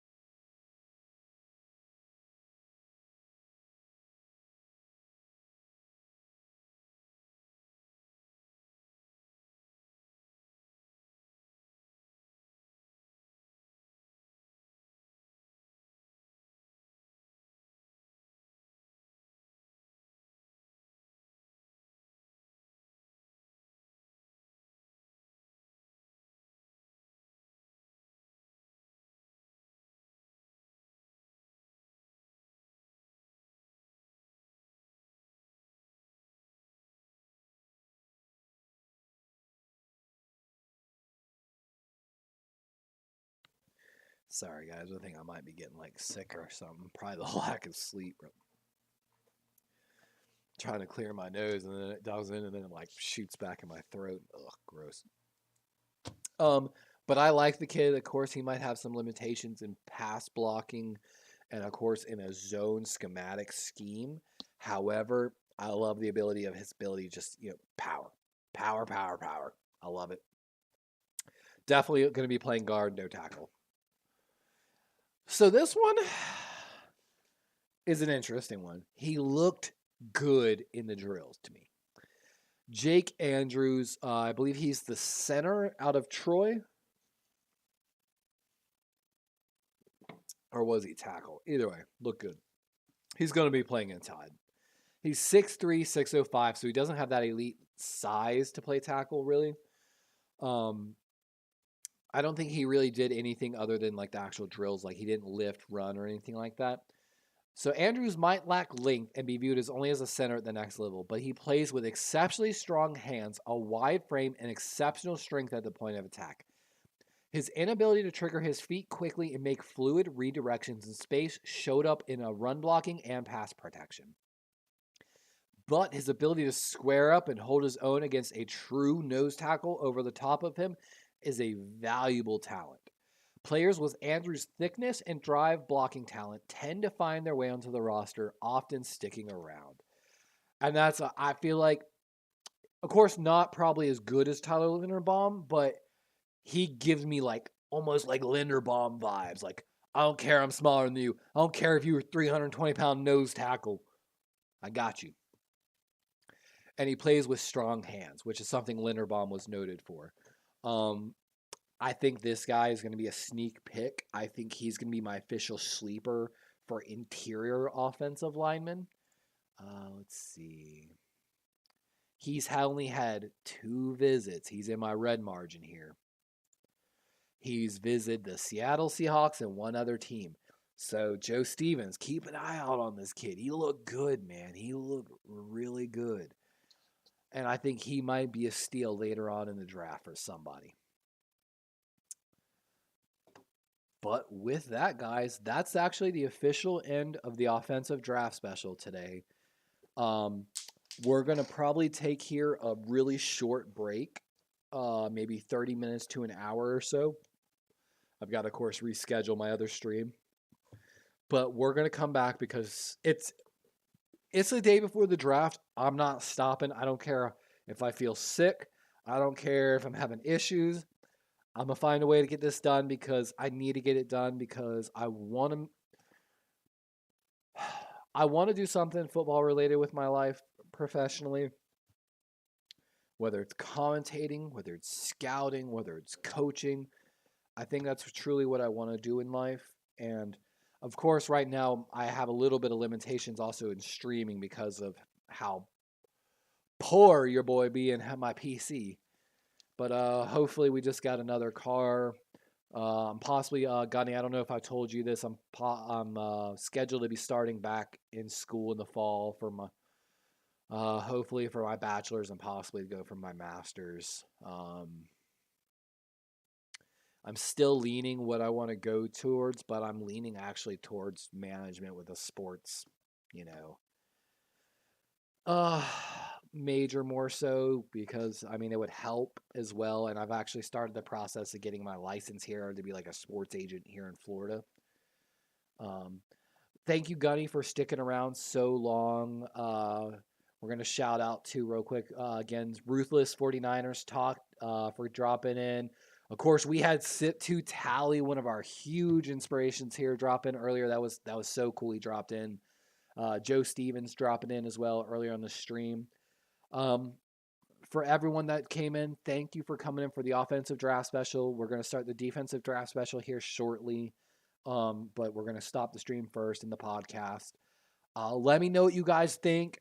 Do you like those guys? Who else would you throw in there that you think is going to be a late round star? Let me know in the comments. Come in, Darwin's Raven on YouTube. You can find me on Twitter, Darwin's Raven 20 on Twitter. Same picture as my YouTube channel. Yeah, thanks, Gunny.